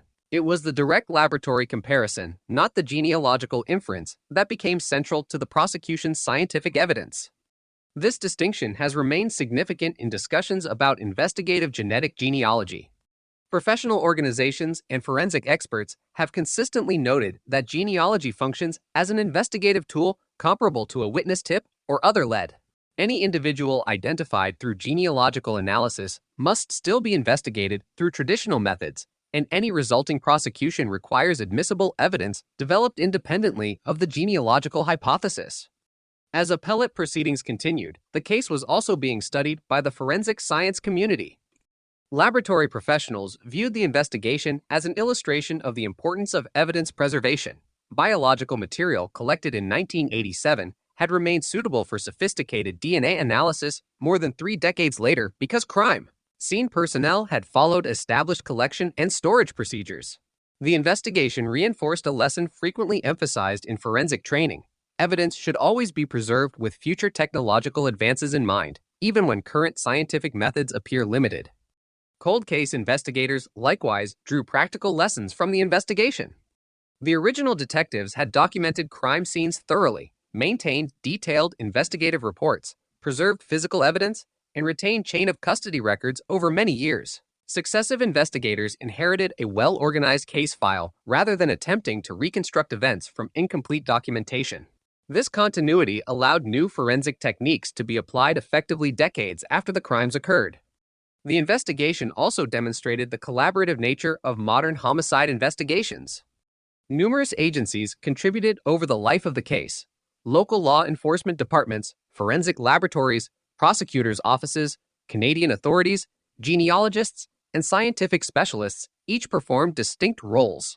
No single breakthrough solved the case independently. Instead, the eventual identification resulted from the cumulative contribution of many professionals working across different disciplines over an extended period. For the families of Jay Cook and Tanya Van Cuylenborg, public attention surrounding the investigation often focused on another aspect of the case: persistence.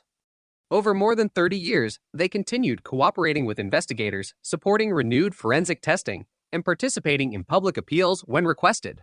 Family members consistently expressed hope that advances in science might eventually provide answers, even after traditional investigative methods had failed to identify a suspect. The broader public response reflected increasing awareness of cold case investigations. By the late 2010s, numerous decades-old homicide cases were being re-examined using preserved biological evidence. Advances in DNA sequencing, laboratory sensitivity, and genealogical research encouraged law enforcement agencies to review unsolved cases that previously lacked investigative leads. The Cook-Van Cuylenborg investigation became one of several prominent examples demonstrating that preserved evidence could retain investigative value for generations. Nevertheless, forensic experts cautioned against assuming that every cold case could be solved through genealogy. Successful investigative genetic genealogy depends upon several independent factors. High-quality biological evidence must still exist. Laboratory testing must generate suitable genetic data. Sufficient genealogical information must be available through participating databases.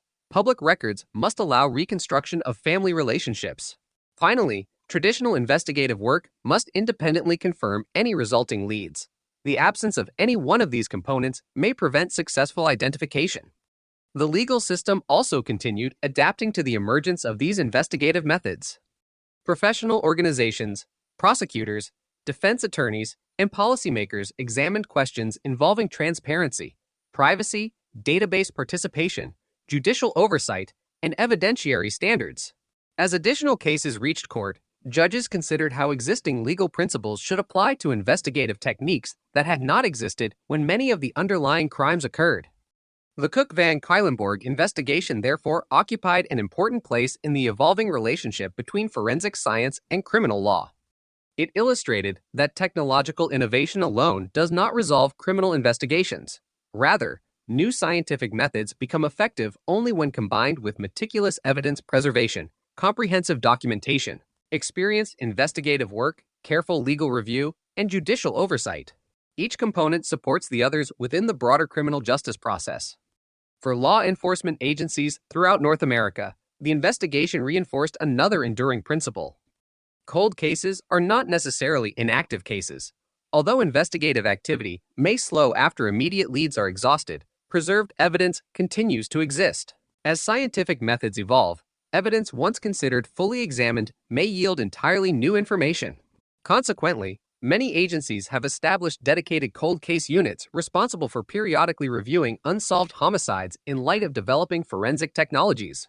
The murders of Jay Cook and Tanya Van Cuylenborg remain significant, not only because they were ultimately solved after decades of uncertainty, but also because they demonstrated how careful investigative work can preserve opportunities for future scientific discovery. The investigation bridged to very different eras of forensic science, from the early days of DNA profiling in the late 1980s to the emergence of investigative genetic genealogy more than 30 years later. In that sense, the case represents more than a single criminal investigation. It illustrates the gradual evolution of modern forensic practice, the importance of preserving evidence beyond the capabilities of contemporary technology, and the continuing commitment of investigators who recognize that unresolved homicide cases may still benefit from scientific advances many years after the original crimes occurred. The investigation into the murders of Jay Cook and Tanya Van Cuylenborg did not conclude its significance with an arrest, a trial, or a jury verdict. It also became part of a much larger transformation occurring within forensic science and criminal investigations across North America. By demonstrating how preserved biological evidence could be combined with investigative genetic genealogy, the case influenced how law enforcement agencies evaluated thousands of unsolved violent crimes that had remained dormant for decades. While every investigation presents unique facts and evidentiary challenges, the Cook-Van Cuylenborg case illustrated that advances in science could create entirely new investigative opportunities long after traditional methods had reached their limits. Before the widespread adoption of DNA profiling, homicide investigations relied primarily on witness testimony, physical evidence, fingerprints, ballistics, trace materials, confessions, and conventional detective work. These methods remain fundamental today, but many older investigations lacked eyewitnesses, identifiable fingerprints, or suspects known to investigators. As a result, numerous homicide cases entered cold case status despite extensive investigative efforts.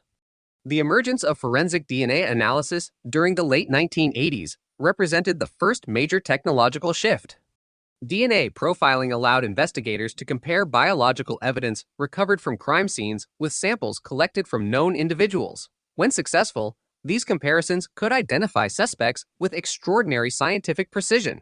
During the following decades, expanding DNA databases enabled investigators to solve thousands of violent crimes that previously lacked sufficient identifying evidence.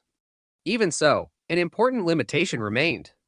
If an offender had never submitted DNA to a criminal database, a forensic profile recovered from a crime scene could remain anonymous indefinitely.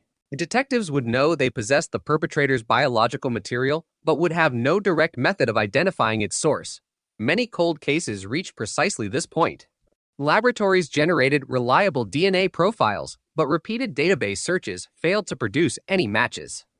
The murders of Jay Cook and Tanya Van Cuylenborg exemplified this situation. Investigators successfully developed a DNA profile from biological evidence connected to the crime. That profile was entered into law enforcement databases and compared against available records. Despite repeated searches over many years, no matching individual was identified. The scientific evidence existed, yet it remained disconnected from a specific person. Investigative genetic genealogy introduced an entirely different approach to this problem. Instead of searching for an exact match within criminal databases, investigators sought biological relatives whose voluntarily submitted genetic information could help reconstruct an unknown family tree. The methodology did not replace traditional DNA analysis. Rather, it expanded the range of investigative possibilities by recognizing that close or distant relatives often share measurable portions of inherited DNA. This distinction significantly altered investigative strategy. Rather than asking whether the offender's DNA already existed within a law enforcement database, investigators could ask whether any biological relatives had participated in genealogy research using services that permitted law enforcement access. Under applicable policies, even distant relatives sharing relatively small portions of DNA could provide valuable starting points for genealogical reconstruction. The Cook-Van Cuylenborg investigation demonstrated that the process remained highly labor-intensive. Once distant genetic relatives were identified, genealogists examined historical records spanning multiple generations. Publicly available birth records, marriage certificates, census documents, newspaper archives, obituaries, military service records, cemetery information, and numerous additional historical sources were used to reconstruct family relationships. Every biological connection required independent documentary support before investigators considered narrowing the pool of potential candidates. The resulting family trees often contained hundreds or even thousands of individuals. Most could be eliminated quickly because they were born after the crime occurred, had died before the offense, lived in different geographic regions, or otherwise could not reasonably be associated with the investigation. The remaining individuals were evaluated through traditional investigative methods, including public records review, historical research, and, when appropriate, discrete surveillance designed to obtain lawfully recoverable DNA for direct forensic comparison. This process highlighted an important characteristic of investigative genetic genealogy. The methodology generates investigative leads rather than courtroom proof. Every potential suspect identified through genealogy must still be independently investigated. Conventional forensic DNA comparison remains necessary to establish whether biological evidence recovered from a crime scene matches the individual under investigation. Additional corroborating evidence may also be required depending upon the facts of each case. Following public attention surrounding the Cook van Cuylenborg investigation and other contemporary cold cases, numerous law enforcement agencies established specialized forensic genealogy programs or developed partnerships with qualified genealogists and forensic laboratories. Many agencies also began reviewing evidence preserved from older homicide investigations. Evidence that had been collected decades earlier but yielded no investigative leads under previous technology was reevaluated using modern laboratory methods. In some cases, scientists generated entirely new DNA profiles from evidence previously considered unsuitable for analysis. In others, improved sequencing technologies provided sufficient genetic information to support genealogical research where earlier testing had failed. This renewed examination extended beyond homicide investigations. Sexual assault cases, unidentified human remains, and certain violent crimes involving preserved biological evidence also became candidates for advanced forensic review. The guiding principle remained consistent. Carefully preserved evidence may continue producing investigative value as scientific capabilities evolve. The Cook van Cuylenborg investigation also contributed to discussions concerning evidence preservation. Crime scene technicians frequently collect materials that cannot immediately be analyzed using available technology. Historically, investigators sometimes questioned whether preserving seemingly insignificant biological material justified long-term storage. Cases such as this demonstrated that evidence considered of limited value during one era may become critically important decades later. Consequently, many forensic laboratories reinforced existing protocols emphasizing meticulous evidence collection, secure storage, detailed documentation, and comprehensive chain of custody procedures. Another important lesson involved interdisciplinary cooperation. The investigation succeeded not because of a single scientific breakthrough, but because multiple professional disciplines contributed complementary expertise. Crime scene investigators preserved evidence. Laboratory scientists generated DNA profiles. Genealogists reconstructed family histories. Detectives evaluated investigative leads. Prosecutors reviewed evidentiary standards. Courts assessed the admissibility of scientific evidence. Each component depended upon the others. The case likewise encouraged greater collaboration between forensic laboratories and cold case investigative units.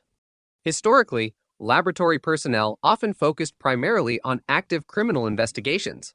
As the value of preserved biological evidence became increasingly apparent, many jurisdictions expanded efforts to identify older cases suitable for renewed forensic testing. This collaboration allowed investigators to prioritize cases based on evidence quality, investigative history, and technological feasibility. At the same time, legal and ethical discussions continued evolving. Investigative genetic genealogy involves the use of genetic information voluntarily submitted by individuals seeking genealogical information rather than participating in criminal investigations. Consequently, policymakers, legal scholars, forensic organizations, and privacy advocates examined appropriate standards governing database participation, informed consent, judicial oversight, and law enforcement access. Professional guidelines gradually emerged emphasizing transparency, careful case selection, and limitations on the types of investigations appropriate for genealogical analysis. Most recommendations focused on serious violent crimes such as homicide and sexual assault, where traditional investigative methods had been exhausted and preserved biological evidence provided a reliable scientific foundation. Agencies adopting forensic genealogy generally implemented policies intended to balance investigative benefits with evolving privacy considerations. The investigation into the murders of J. Cook and Tanya van Cuylenborg therefore occupies an important place in the history of modern forensic science.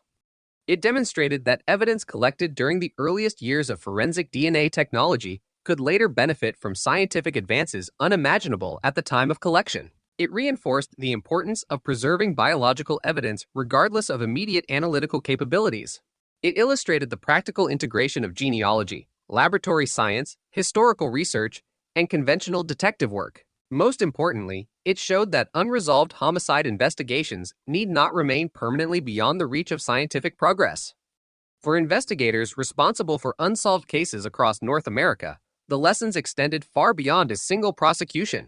Every carefully preserved evidence package, every accurately documented chain of custody, and every periodically reviewed investigative file represented the possibility that future scientific developments might answer questions that contemporary technology could not.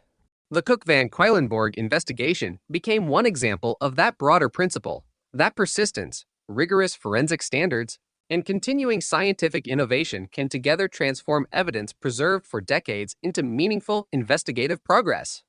The investigation into the murders of Jay Cook and Tanya Van Queilenborg became more than the resolution of a single double homicide.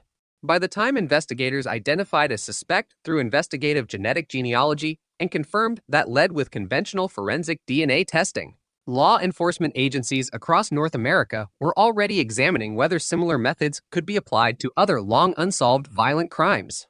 The case demonstrated not only the capabilities of emerging forensic techniques, but also the importance of preserving evidence, maintaining detailed investigative records, and periodically re-evaluating unresolved cases as scientific technology evolves. One of the clearest lessons from the investigation concerned the long-term value of evidence preservation. Crime scene investigators working in November 1987 could not have anticipated the precise scientific methods that would exist more than 30 years later. DNA profiling itself was still an emerging discipline, and the concept of investigative genetic genealogy had not yet been developed. Nevertheless, technicians collected biological evidence using accepted forensic procedures, carefully documented its origin, maintained chain of custody records, and stored it under conditions suitable for future laboratory analysis.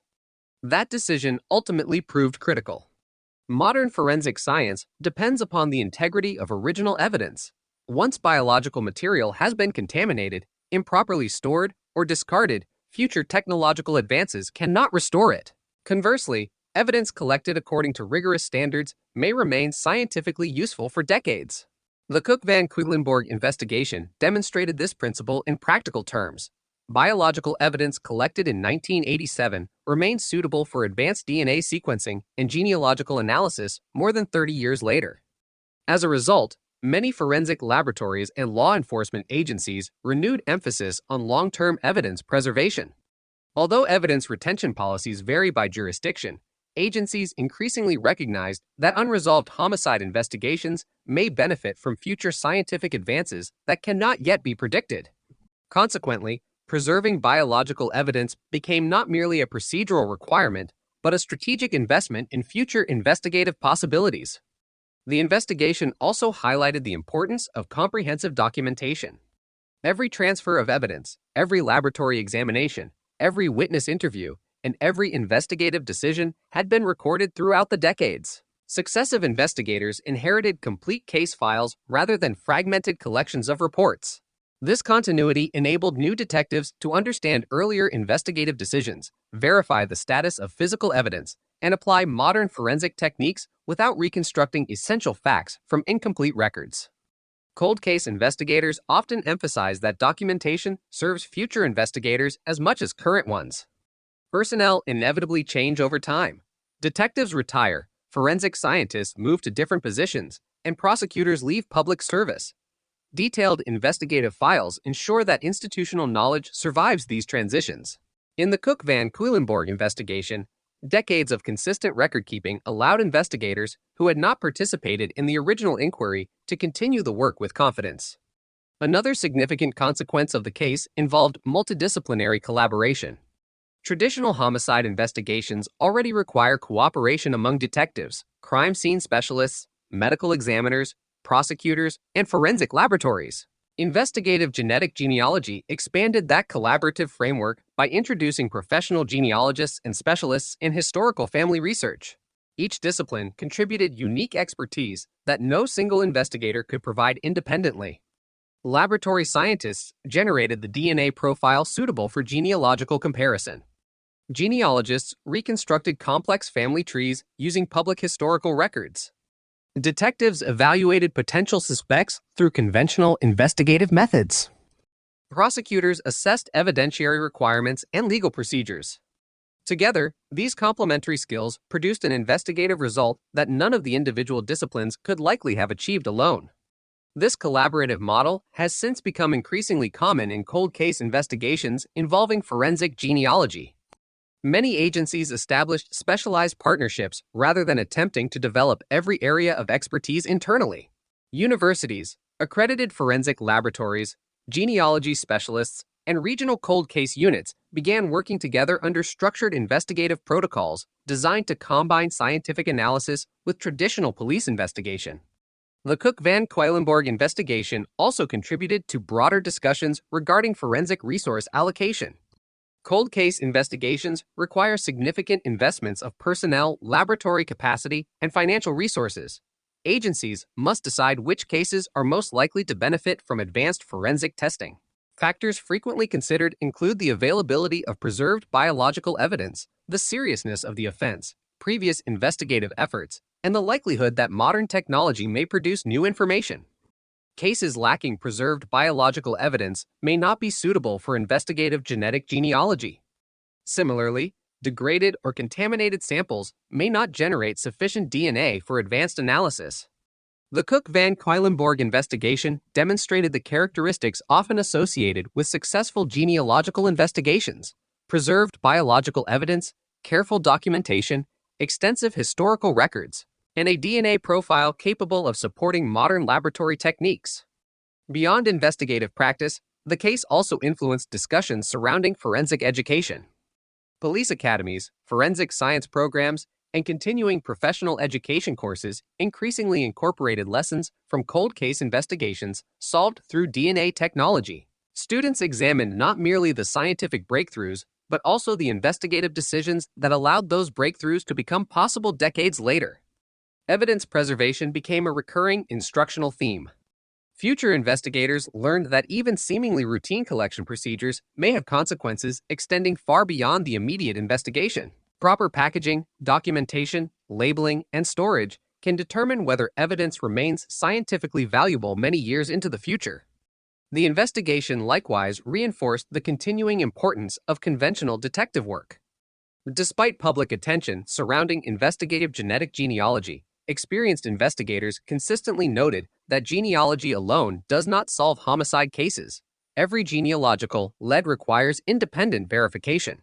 Detectives must establish timelines, review historical records, evaluate witness statements, conduct surveillance where legally appropriate, obtain confirmatory forensic evidence, and coordinate with prosecutors before criminal charges can be considered.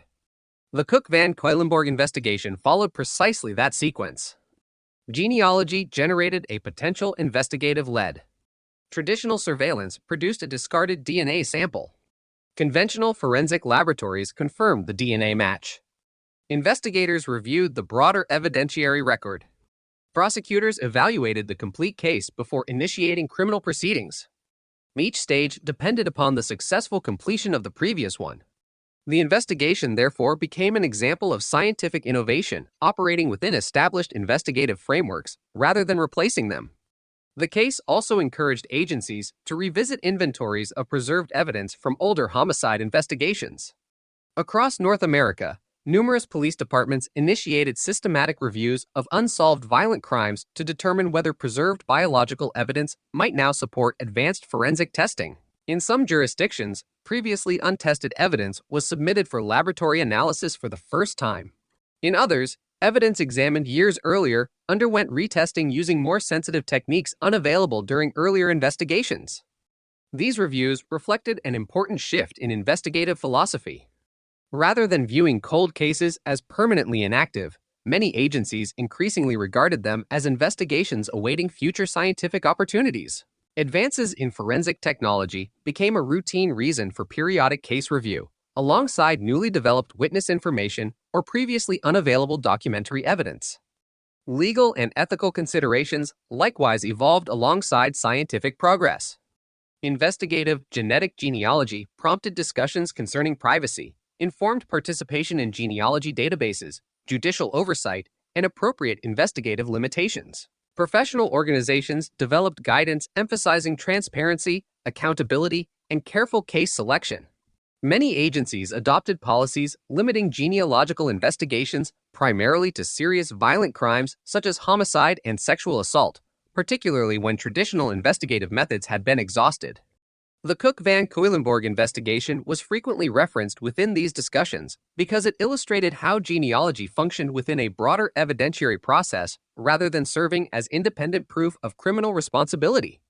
Ultimately, the investigation stands as a historical example of how patience, scientific advancement, and meticulous investigative practice can intersect across generations. The original detectives could not know that future technologies would eventually reveal information hidden within biological evidence collected in 1987. Likewise, the forensic scientists applying modern DNA sequencing depended entirely upon the professionalism of investigators who had preserved that evidence decades earlier. The resolution of the case, therefore, represents more than a technological achievement. It reflects the continuity of investigative work across generations of law enforcement professionals, the cumulative progress of forensic science, and the enduring principle that carefully preserved evidence may continue to speak long after the events surrounding a crime have passed into history. More than 3 decades separated the murders of Jay Cook and Tanya Van Cuylenborg from the identification of the man ultimately prosecuted for the crimes. During that time, the investigation evolved alongside nearly every major advancement in modern forensic science. What began in November 1987 as a conventional homicide investigation eventually became one of the most widely discussed examples of investigative genetic genealogy, assisting a cold case. Beyond the courtroom, the investigation left a lasting influence on law enforcement, forensic laboratories, legal scholars, and the families of victims whose own cases remained unsolved.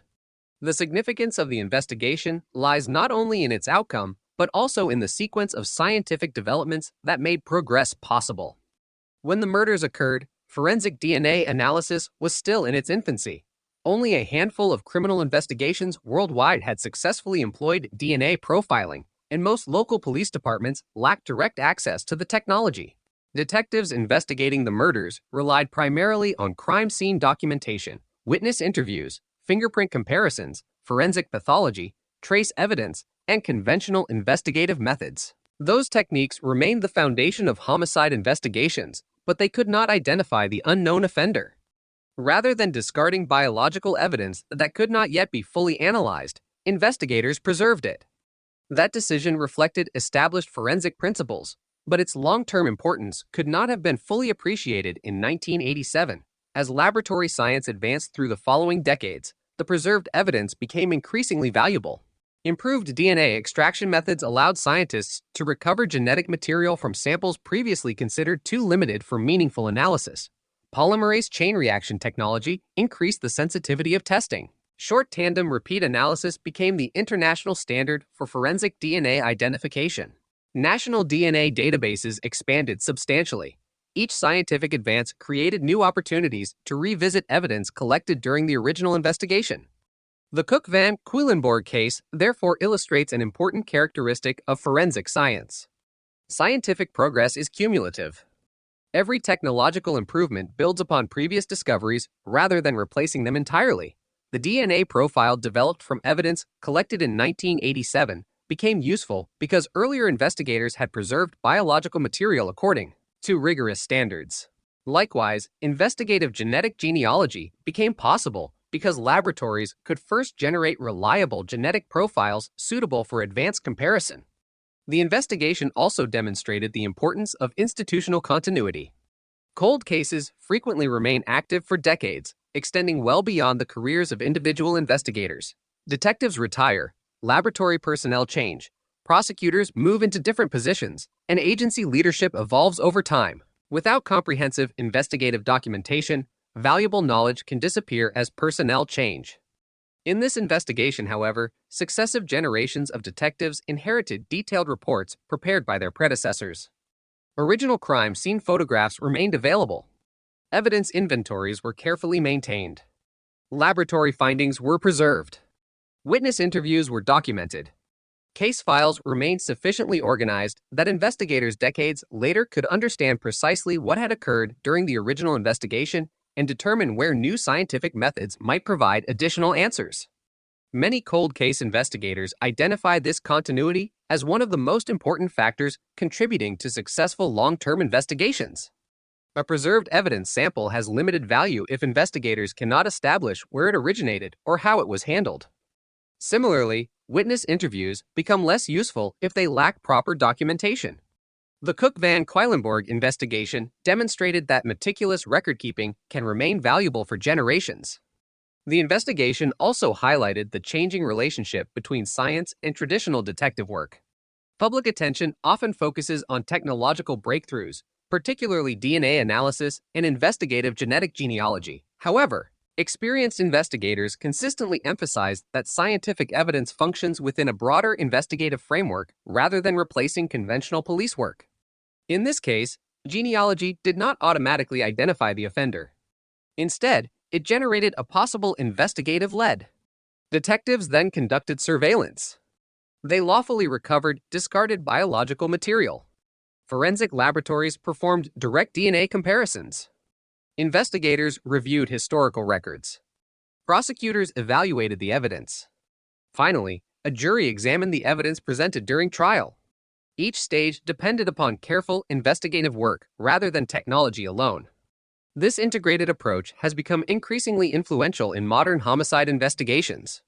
Law enforcement agencies now recognize that forensic scientists, genealogists, crime analysts, prosecutors, and detectives each contribute specialized expertise. Successful cold case investigations often require sustained collaboration among professionals whose disciplines differ considerably, but whose objectives remain aligned. The investigation likewise contributed to discussions regarding evidence retention policies. Historically, agencies have faced practical challenges concerning long-term evidence storage. Biological evidence requires secure facilities, documentation, inventory management, and continuing preservation. Maintaining such evidence over decades involves financial and administrative commitments. Cases such as the murders of Jay Cook and Tanya Van Queilenborg reinforce the value of those investments.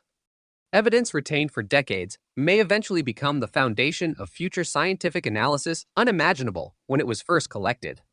Consequently, many jurisdictions strengthened existing evidence retention procedures for violent crimes, particularly homicides and sexual assaults involving biological evidence. Another lasting influence involved public expectations regarding cold case investigations.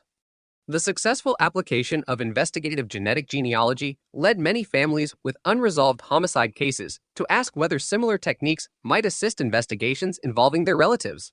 Law enforcement agencies responded cautiously. Officials consistently explained that not every investigation possesses the necessary biological evidence. Some crime scenes yielded no recoverable DNA. Other samples deteriorated before preservation.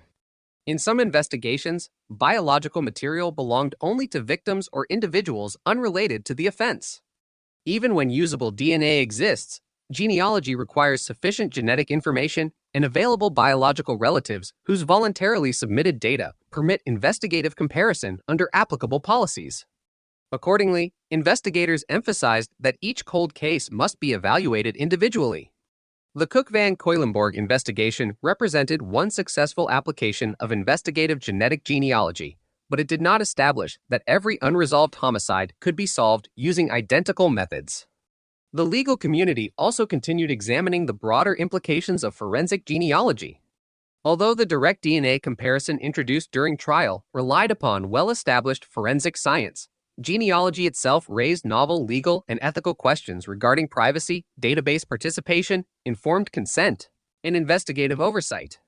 Professional organizations, forensic laboratories, and law enforcement agencies gradually developed policies intended to ensure that investigative genetic genealogy would be applied primarily in serious violent crimes and under structured investigative procedures. These evolving guidelines reflected an important balance. Scientific innovation offers significant investigative benefits, but public confidence in forensic science also depends upon transparency, accountability, and respect for applicable legal protections. Within the forensic science community, the Cook-Van Quedlinburg investigation became a teaching example illustrating multiple core principles: evidence preservation, chain of custody, cold case review procedures, interdisciplinary collaboration, DNA analysis, genealogical research, investigative verification, and courtroom presentation of forensic evidence. Rather than highlighting only a single scientific breakthrough, the case demonstrated how numerous independent disciplines must function together before evidence can support criminal prosecution. For the families of Jay Cook and Tanya Van Quedlinburg, however, the investigation carried a more personal significance. For more than 30 years, uncertainty had accompanied every anniversary of the murders. Investigative progress occurred gradually rather than dramatically. Scientific advances emerged over decades.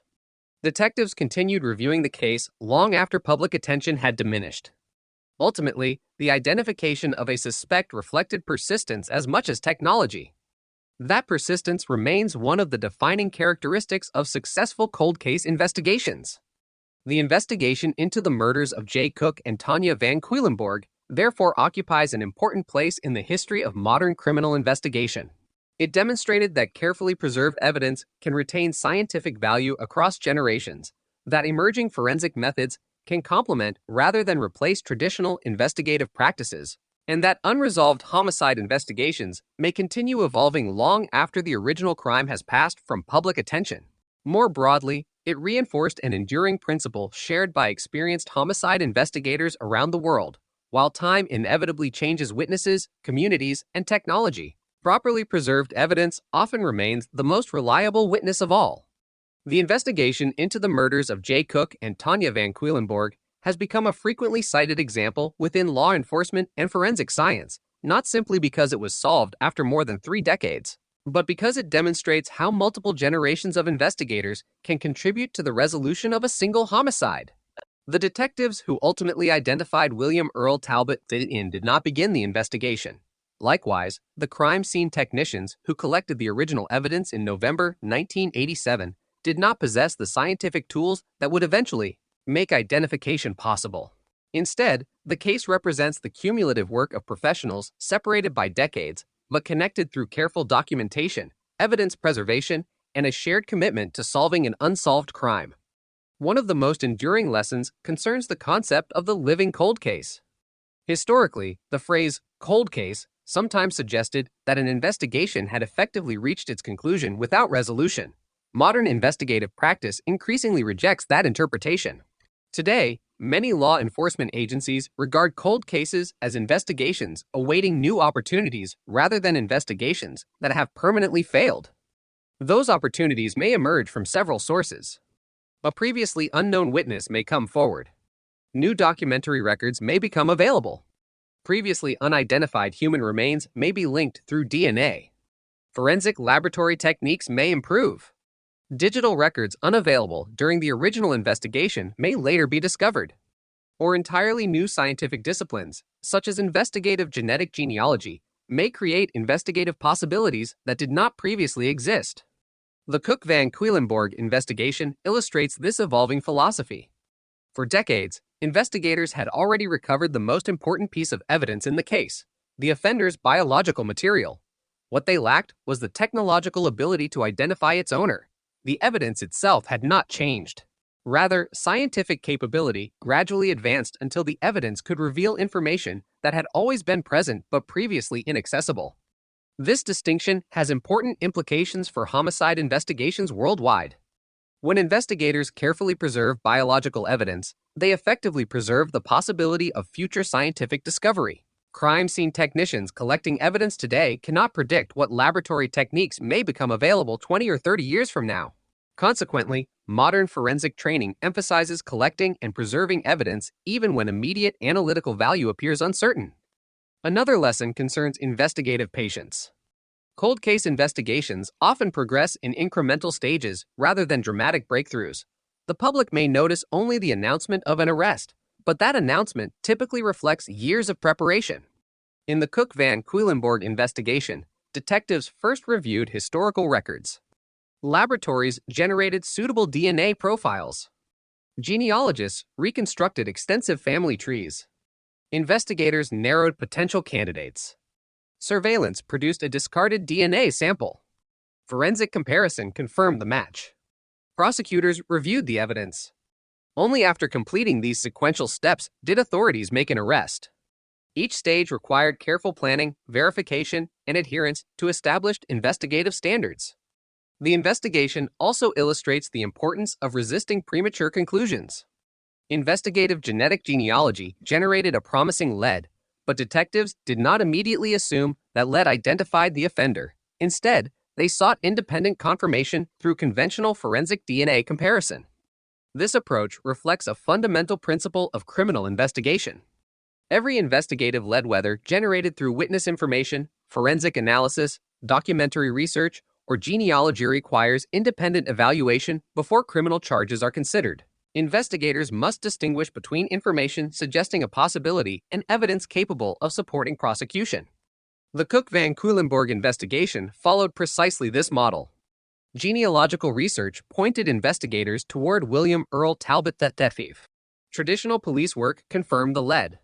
Laboratory testing established the DNA match. The broader investigative record was reviewed. Only then did prosecutors proceed with criminal charges.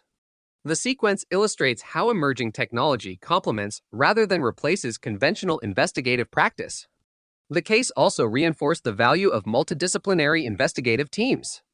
Modern homicide investigations increasingly involve specialists from numerous professional backgrounds. Crime scene investigators collect and preserve evidence. Forensic biologists analyze DNA. Medical examiners evaluate injuries and cause of death. Digital forensic specialists examine electronic evidence where applicable. Crime analysts reconstruct timelines. Genealogists research family relationships. Prosecutors evaluate legal standards. Each discipline contributes distinct expertise that strengthens the overall investigation. The Cook-Van Cuylenborg case demonstrates how these specialized skills can operate together over many years without sacrificing investigative continuity. The investigation likewise influenced discussions concerning cold case management. Many law enforcement agencies have developed formal review procedures requiring periodic re-examination of unresolved homicide investigations. Rather than leaving case files untouched indefinitely, investigators now assess whether advances in forensic science justify renewed laboratory testing or additional investigative review. Evidence inventories are examined. Previously submitted laboratory samples may be reanalyzed. Historical reports are digitized. Witness information is reviewed. Potential forensic opportunities unavailable during earlier investigations are identified. These systematic reviews recognize that scientific capability changes continuously. The investigation also highlighted the importance of forensic accreditation and laboratory quality assurance. The DNA evidence presented during the prosecution carried significant weight because it had been generated according to validated scientific procedures within accredited forensic laboratories. Standardized analytical methods, technical review, quality control measures, and comprehensive documentation ensured that laboratory findings could withstand judicial scrutiny. This emphasis on quality assurance extends beyond DNA analysis. Every aspect of forensic investigation, from evidence collection and storage to laboratory examination and courtroom testimony, depends upon standardized procedures designed to produce reliable, reproducible results. The Cook-Van Cuylenborg investigation became an example frequently referenced in forensic education because it demonstrated the practical importance of these standards over exceptionally long periods. Legal scholars also examined the investigation as part of broader discussions regarding scientific evidence in criminal courts. American courts have long required that expert testimony satisfy established evidentiary standards governing reliability and relevance. As investigative genetic genealogy emerged, judges, prosecutors, and defense attorneys carefully distinguished between genealogy as an investigative technique and the admissible forensic evidence ultimately presented during trial. That distinction remains central to understanding the investigation. Genealogy directed detectives toward a possible suspect. The courtroom evidence centered on conventional forensic DNA comparison, preserved biological evidence, investigative documentation, and testimony presented under established legal procedures. The broader scientific community likewise viewed the investigation as confirmation of several long-standing forensic principles. Evidence should be preserved even when immediate testing appears limited. Documentation should anticipate future investigators. Laboratory methods should evolve through validation and peer review. Investigative conclusions should be supported by multiple independent sources whenever possible. These principles existed long before investigative genetic genealogy. The Cook-Van Queilenborg investigation demonstrated how they remain applicable even as scientific technology continues advancing. Perhaps the most enduring lesson, however, concerns the relationship between time and evidence. Witness memories inevitably fade. Communities change. Physical locations are altered. Investigators retire. Public attention shifts elsewhere. Evidence, when properly preserved, often remains remarkably consistent. The biological material collected in 1987 did not become more informative over time because it changed instead. Science developed new methods capable of extracting information that had always existed within the sample. This concept has become increasingly important in contemporary homicide investigations. Rather than asking only what current technology can reveal, investigators also consider what future technology may eventually discover. That perspective encourages meticulous evidence preservation, comprehensive documentation, and periodic review of unresolved investigations.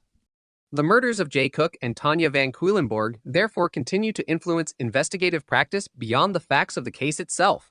They remind investigators that scientific innovation rarely succeeds in isolation.